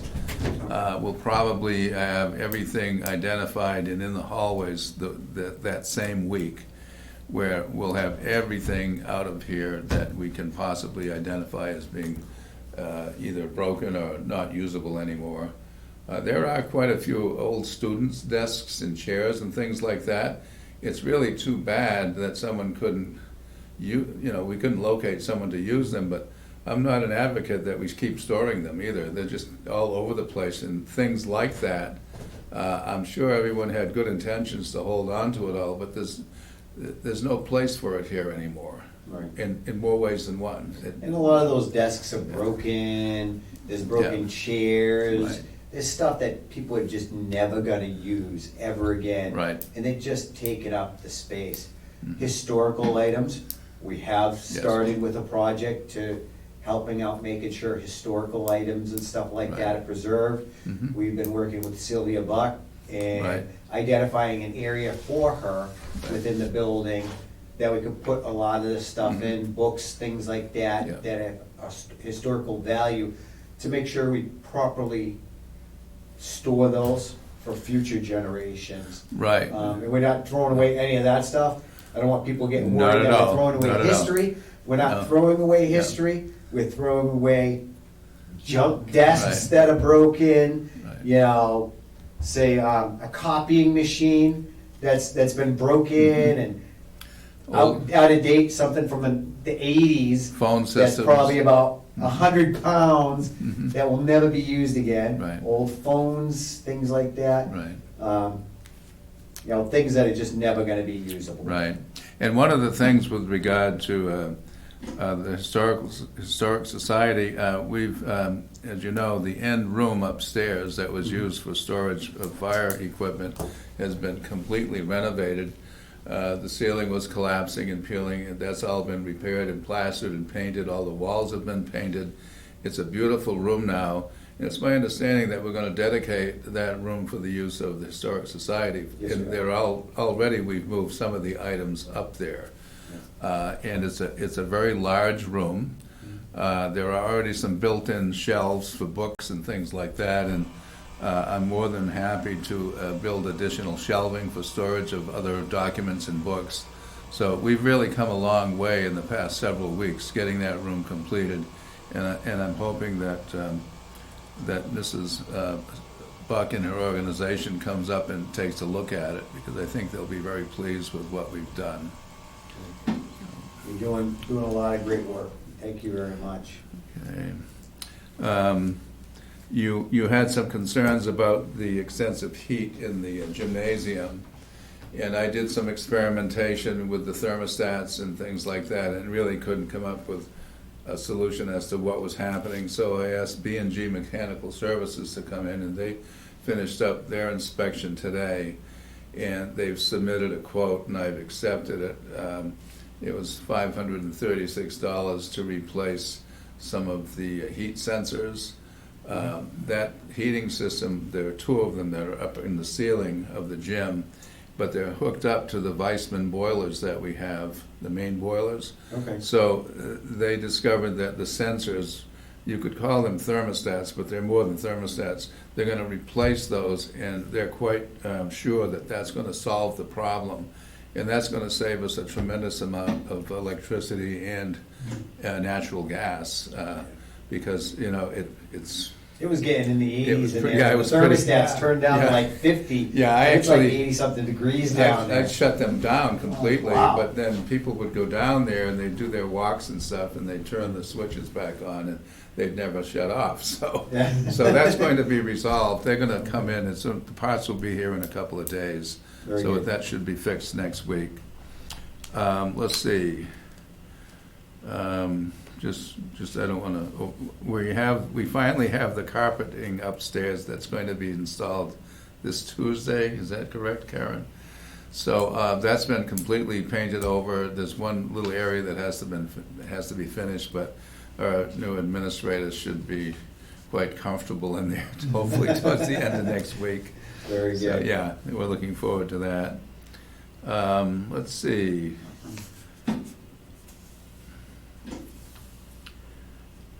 I think that's it. We've had a lot of other projects that we've started and completed in this building.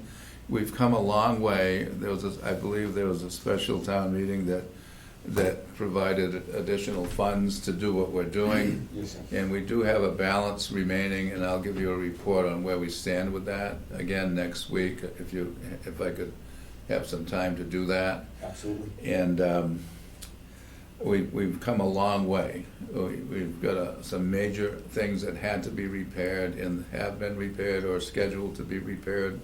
The access door from outside into the furnace, they're fabricating that whole door frame at the factory now, and hopefully in the next week or so, that'll be completed.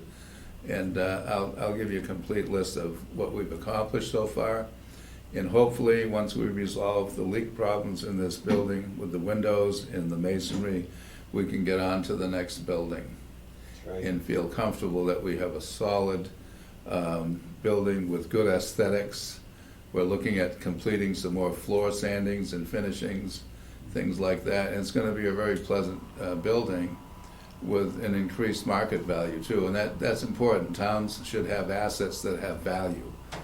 You know, there are lots of reasons the town's book value should have good assets, and this building is getting to be a good asset instead of a liability. So, No, you're doing a good job. And yeah, I can tell you, the floors are looking great, everything's getting painted. Yeah. Things are looking good in here, and it's like, wow. It's getting to the point where it's not like the old building anymore. No. You come in here and it's comfortable, it's not dingy and dark and, you know, yeah, this is, warm. the town owns this building, and we all should be proud of it. And the people that work here every day should feel comfortable in a pleasant, aesthetically pleasing surrounding. I mean, they deserve that. Absolutely. And I know the taxpayers and the people that love this town want that to be so. And I think what we're doing is going to be, it's going to be a real blessing for us going forward as a town. I see good things happening in this town, and very proud of everybody that's making the effort. You said it very well, sir, and I'm very proud of everybody and how much work they do too, and how much you've been doing to help make us, look more of a professional. And it was awesome that Brett came in here and said that, like, wow, you guys are looking so much more professional now with everything going on in the building and everything. And that's him from the last time he came in here and all the changes that have happened. And I'm seeing it like, geez, Yeah. a lot of change. Yeah, And it's a for good the investment in the town, yeah, for sure, yeah. Very good. And that goes along with a lot of our departments. Highway department's doing a great job on roads and getting things done. Yeah. The maintenance within our community is being done to give our town residents a better environment to travel on and work within. Yeah, it's all good, so. Very good. Thank you very much. All right. Anything else? No, I'll be back next week sometime, though. I think next week's meeting, if you can schedule me in, I'll have some more information, or I can just give it to you, and you can report it. Did you have any questions, Yeah. Mike? Yeah. I'd just like to thank you for all the work you've been doing. You're welcome. It's been Yeah. awesome. And, I think if we need money to tuck away at the end of this fiscal year, a capital fund for this building would be a really good idea. To start putting some money away. Exactly. To Yeah. pay for some of this bigger stuff. Right, and I think, if we can organize that, and we know what we have to deal with, capital improvements are essential for any business in any municipality. We need to know what needs to be done to keep our buildings safe and sound. And I think looking at that, and the budgetary requirements, it's not gonna be a lot of money. Once we get over that hump of making the improvements, if we just schedule things out yearly, it's just gonna be part of the normal operations of the town buildings. And that's what we should be doing, have a capital budget for our real estate and other things, so, yeah. Very good. Yeah. Yes, sir. I'm very concerned about this, the health of this building. This building was a school. Schools are built to be shelters in time of disaster. That's why it's so strong. But let me show you something here quickly. Look at this. Yeah. That's exactly what I'm talking about with the water coming in.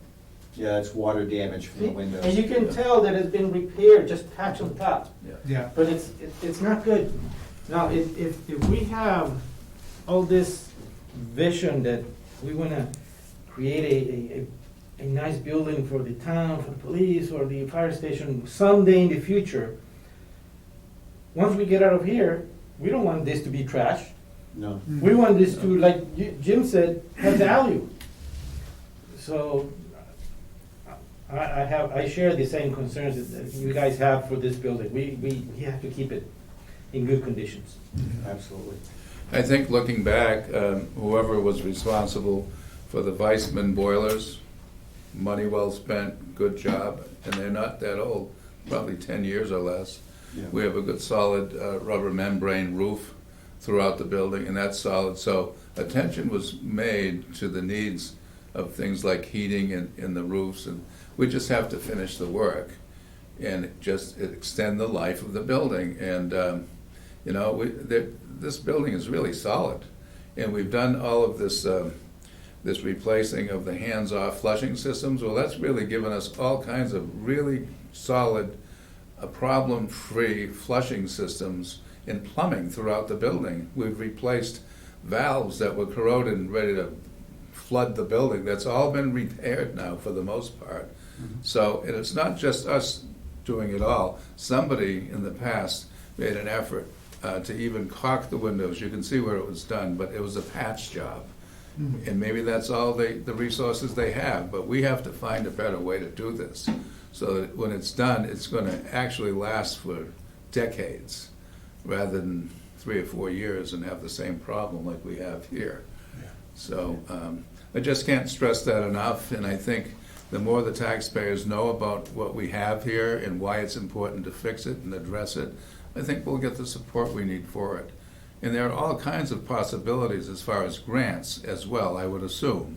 Like we're gonna look at, these companies that do The green communities. the green community. There's probably something out there that could at least help us with that. So, And with Jim here, the town administrator too, he can really focus on this stuff and try to get us right, the best product for our dollar yeah. as far as, making sure grants and things like that are helping us. Yeah. Again, we don't have an infinite budget in this town, Right.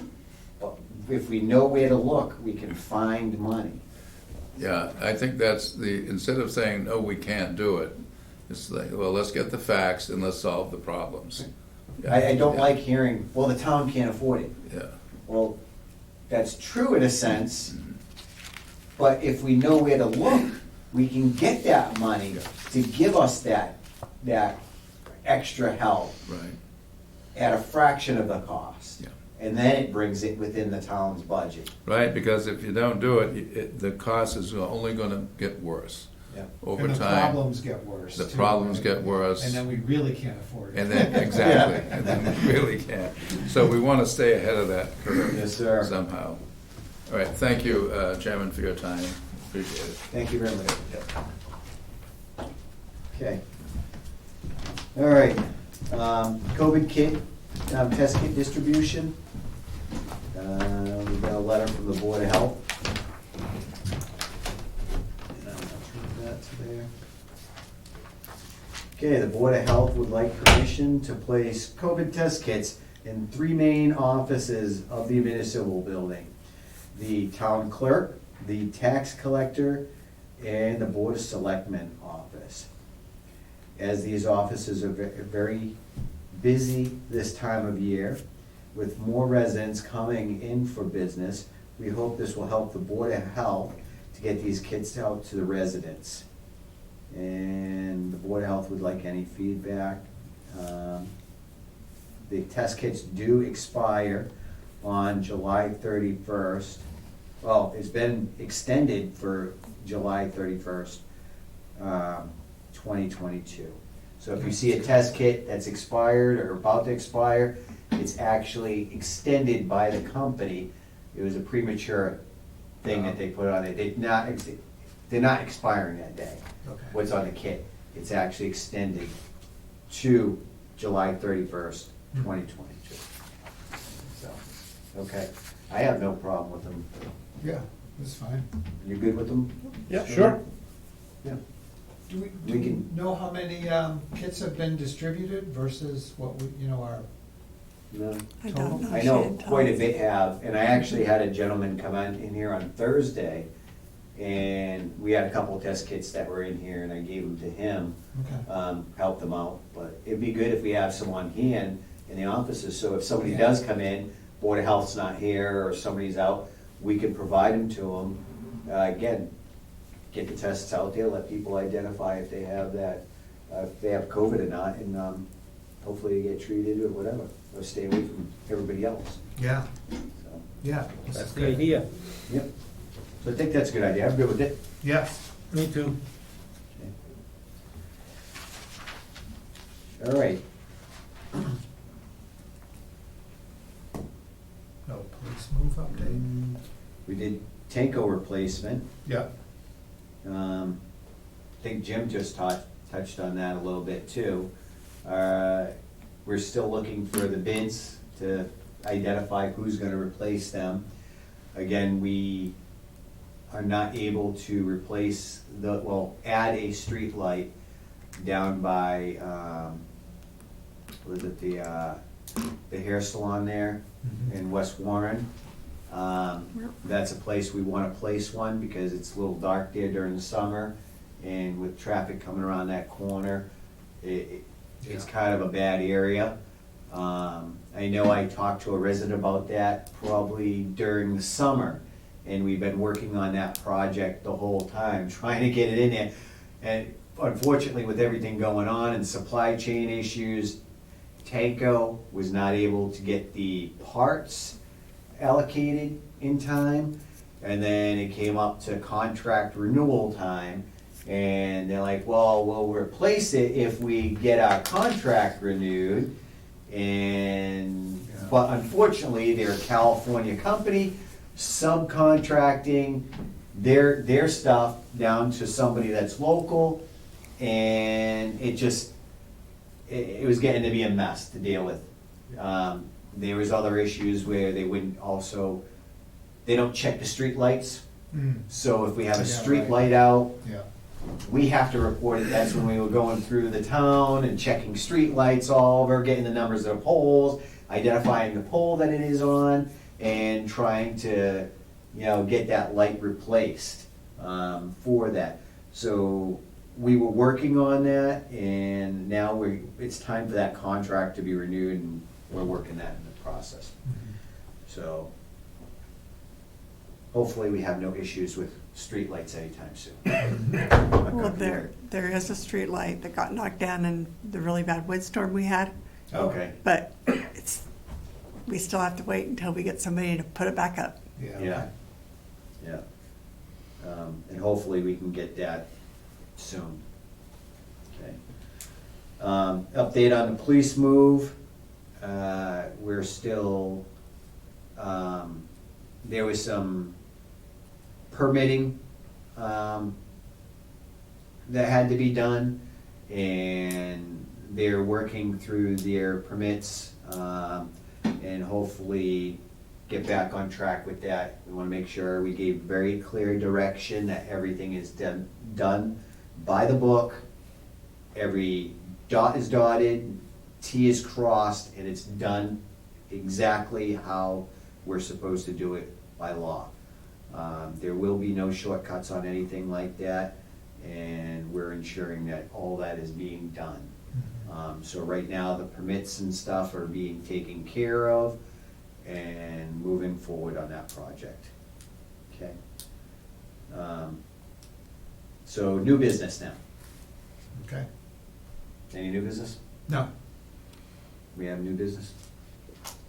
No, sir. Okay. Comments and concerns. You have. We have comments and concerns? Or, yeah, correspondence, right? Mhm. And that is Your last tab. the very last one. That is the Shredit. That one? There's a page in there from you, from Shredit and Tammy. No, shared mailbox. No, Yeah, from- go down at the very bottom, she needed you to vote. Oh, on- shared mailbox. Okay, sorry. Yeah. She needed you to I'm vote getting on, Yeah, I hear you. what does it say, Rich? You need to vote on. Could you something. please email me the snow and ice vote taken by the Board of Selectmen? What she's talking about is with Jeremy going over his budget, apparently you were supposed to vote that it was okay that he went over his budget and they definitely spend on snow and ice. I thought that's the one thing he can He deficit can, spend but on. you still have to vote that it's okay. Okay, so we gotta take a vote now then? I'll make a the motion isn't in here. Sorry. I'll make a motion to allow the highway department to deficit spend on snow and ice.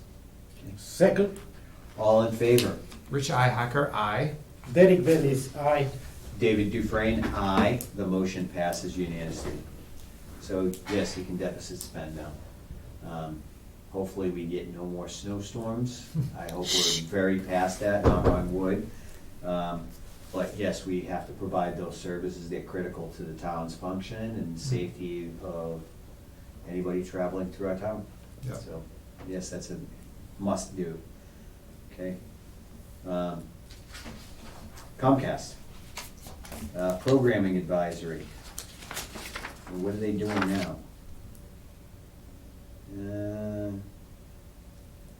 So on April 26th, 2022, HSM2 will move from expanded basic entertainment, Xfinity TV starter, and Xfinity TV economy plus service tiers to the limited basic service tier.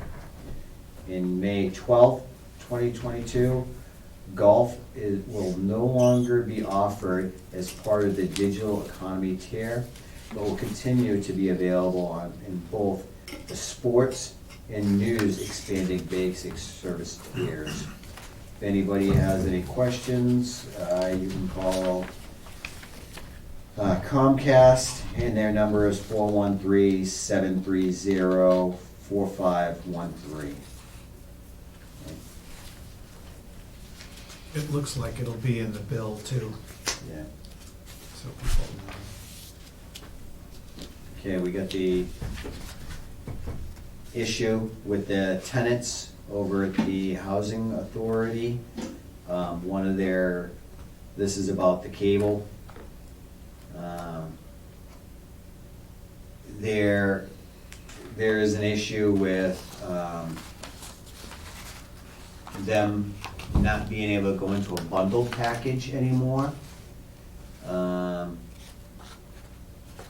And what happens is, being a part of that community, we're receiving a bundled package, and the fraction of the cost of what cable would be for anybody else. By pulling out of that package, it means that they would have to pay full cost because they're no longer bundled. So instead of paying, what was it, $30 a month? About that. So it was something like $30, really Or even inexpensive for being in that. And instead of paying that $30, now they could be paying up to $115 or more a month. Mm-hmm. Those folks are on fixed incomes, it's very difficult for such a, a cost fluctuation like that. And a lot of them, they don't have the ability to leave their apartments, and some of them are actually stuck in their apartments. Their whole lives are there at those apartments. And for somebody that has mobility issues or, isn't able to get out of there to go anywhere else, to lose their television, it's a very difficult situation for them. I know we've been looking at this, and we're hoping that they reconsider pulling out of that, and they can do a co-op program, still provide that same service, and maybe allow the residents to pay into the co-op program. But we're trying to look for options to help those residents to keep their cable and to keep this going, because I don't ever want a resident to try to make a choice between whether eating or having their cable on is an issue. Because a lot of these people, the TV, unfortunately, is their friend. That's the noise they hear in their house every day. That's the communication that they receive with the outside. That's the news that they get. To lose that and be in a quiet home by yourself without having those resources, that stimuli to help aid you in your day, that can make somebody very alone by not having that. And I'm very concerned with that current status of residents losing their ability to have cable in those areas. Any other residents, and I know some residents are like, well, I don't have a $30 cable bill, mine's is $200, and I'm one of those residents, I pay DirecTV and it's very expensive. But we're talking about individuals that are seniors, live on a very small income, that's taking care of their basic needs. None of those people are rich over there, or they don't have a lot of money at all. And this is extremely important to have for them. And I think we need to try to help in some way. I would really encourage the housing authority over there to look at other options. Come to us. Let us figure something out. And if residents have some way of doing it, I think when we added it up to do the bulk cable purchase, it's between all the residents there, a year, it's $15,000 for the year for all of them. And that takes care of their basic cable for that whole year for all those residents. It'd be great to have a resident step up and make a charitable donation to something like that, and say, hey, I want to donate to the housing authority, it's $15,000, and say, this is going to their cable. Let's pay their cable bill for them. That would be great to have somebody do that, and if not, we got to do something for these residents. So yeah, it's very important. Do you have any questions? No. Any questions, sir? No, sir. Did you have any more insight on it? Okay. All right, so we'll still kind of work on that, try to come up with a solution. It'd be great if we can get the housing authority in here, maybe next meeting, if we can get them in here Okay. and talk and see if we can come up with a decision to work on that or fix it somehow. We can't have these residents losing their TV. Okay. Okay, so emergency management cert report on, this is for February. On the 6th, they did monthly test of sirens. The 10th, presented draft of Warren Emergency Management Plan to the Board of Selectmen. 13th, they had 1.5 inches of snow. And then high winds and branches on the 18th, 2 poles and tree issues on Brookfield Road. Then the winds got worse. On the 23rd, we had record warmth, temperature at 65, and on the 25th, we had 6 inches of snow. That is New England. Yeah. They had no meetings or activities beyond that. So, okay, I think that was pretty So, much just it. with the cert thing, at some point, Jim is gonna come back to us with his, Well, I asked him about it, and he said that he had to send it to somebody else to have them review the changes that you made. okay, And that's all I've heard, so I will get with him this week and find out. I know right now, he was actually working with animal control to add animal control in there as far as issues, because apparently there was nothing to deal with animals during the disaster. If anything happened, how they would handle a situation. Again, that's something we're seeing in Ukraine right now with everything going on. People tend to forget about the animals that are being left behind because you leave in such an emergency. yeah. And, you know, they still gotta be taken care of in some way. So they're adding that part into the CERT project, trying to identify what needs to be done to help with that, Okay. so. So you want me to put them out 2 weeks? For that, yeah, because I know they're working on it. I know Tammy was meeting with Jim McKean today, and somebody from the state. So, okay. So I think that's it for comments and concerns. And the next meeting date is, I have, oh, you have comments? I'm sorry. Yes. No, I didn't mean to jump over you. oh, that's okay. Karen, do we know anything from the Raiders? Raider signs, the speed Raider signs? They'll be here on May 1st. Okay, Okay. great. I just want to mention William Shakir. Yeah.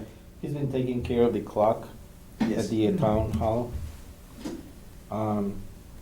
Just want to thank him, because if we had to pay for that service, it would be expensive things for us. So thank you, William, for doing that. Mhm. And then also we got an email about one of the sport clubs Mhm. that they wanted, we give $500 to basketball, baseball, soccer, football. So Yeah. he was asking for that, but he also mentioned that they had storage in here Yes, that's for baseball. for baseball. Yeah, he's already down there cleaning up that area.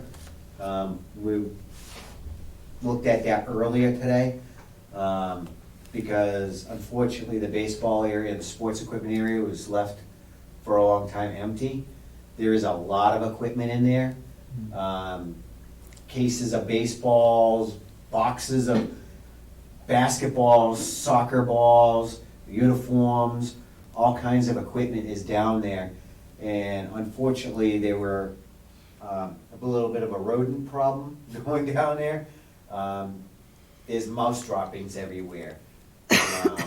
So they were down there cleaning up a lot of that stuff, trying to help out. And we also gotta take care of that room somehow, because we noticed that at one point there was a water leak in there, and the floor is rotted in an area, so it's kinda unsafe in an area there. We're gonna have to identify that, but they're working on that, so. So are we giving storage to these clubs here, They have storage down there. for each club? Yes, They each have that, yeah. They have an equipment room downstairs. One There- for soccer, one for There's one basketball? It's all soccer, one all room. of them. but they all have shelving, and you can see it. Yeah. Okay, because I kind of represent the soccer club, and the club had to get sheds to store their stuff. I don't think they know that they have a space here. Yeah, I'm sure they don't, because there are boxes and boxes of brand-new soccer balls. Yes. So, in. You might wanna go down there and look at what they got down there, Yeah. because there's a lot of stuff down there that have been bought by, with the $500 in previous years, and it's all stored down there. Well, so the you- way that $500 was that each club had to bring a receipt of something that they bought, Mhm. bring it to the town, and then they got reimbursed. That's how it worked in the past. That's how it works now, too. Good. Yep. Now, But the right other, now, there is a lot of stuff down there, so. then that you can brings use me, that stuff. yeah, I'll check it out for them. Now, that brings another issue. We were talking about people like getting inside the building, Mhm. you know, without keys and all that, so that's something we will need to talk about too. Yes, you know, we gotta look at like access to the building. I know we're given access to the room. I don't think we ever decided on whether we're gonna give access. Well, the To keys the- that he received, the baseball person received, has a key to the building. Okay, So the previous person had a key to the building. okay. I don't know, I have not been in contact with anybody for football or soccer. Derek, you have a key to the building. So I don't know about the rest So of it. baseball's all set, soccer, you already get a key, you're just gonna get a key to the office and check out the equipment. Basketball, I don't think we have anybody doing basketball. I haven't heard anything, I haven't either. so. So if there's somebody out there that wants to take over the basketball team, let us know. We have lots of equipment for you. Yeah, after Yeah. Candy left, they moved out of town. Basketball kind of like dropped down a lot. But someone will jump in, I bet. Well, it's nice because the baseball went into, made a league with West Brookfield. And so they combined the two. Well, that's how soccer is. Yeah, so Quebec- that makes it kind of Queb- nice that, you know, they have enough kids to play now. A few years, we had a soccer club in Warren, but then they merged, like the schools merged. Now it's called Quebec Soccer. And that's what it's called by baseball now. Yeah, but also one of his leaders moved out of town, and then I saw some weakness in the organization. But hopefully they'll do good now. Very good. Just trying to help all the teams because they struggle with money, you know. Yeah. They charge very low fees for the kids, and they have to pay uniforms, equipment, potty pot at the sites, paint the fields, cut the grass. Yeah, So any help is welcome. very good. I know my kids, I think they signed up for soccer. Well, that's good. You're just about to start, David. Yeah. It doesn't end. Yeah. They're starting to get into sports. All right. Anything else, sir? No, those were my 3 comments and concerns. All right, so moving on from comments and concerns, do we have anything from the public? Nothing. Go once, going twice. All right. Next meeting date is March 31st, 2022 at 6 PM. We'll see you all then, and Motion to adjourn? Just want to say one more thing. Just Yes, sir. let's try to have things on the calendar, please. okay. Very good. Yeah. I need a second. Second, All in favor? Rich Ihacker, aye. Derek Bailey's aye. David Dufresne, aye. The motion passes. We are adjourned. Thank you very much.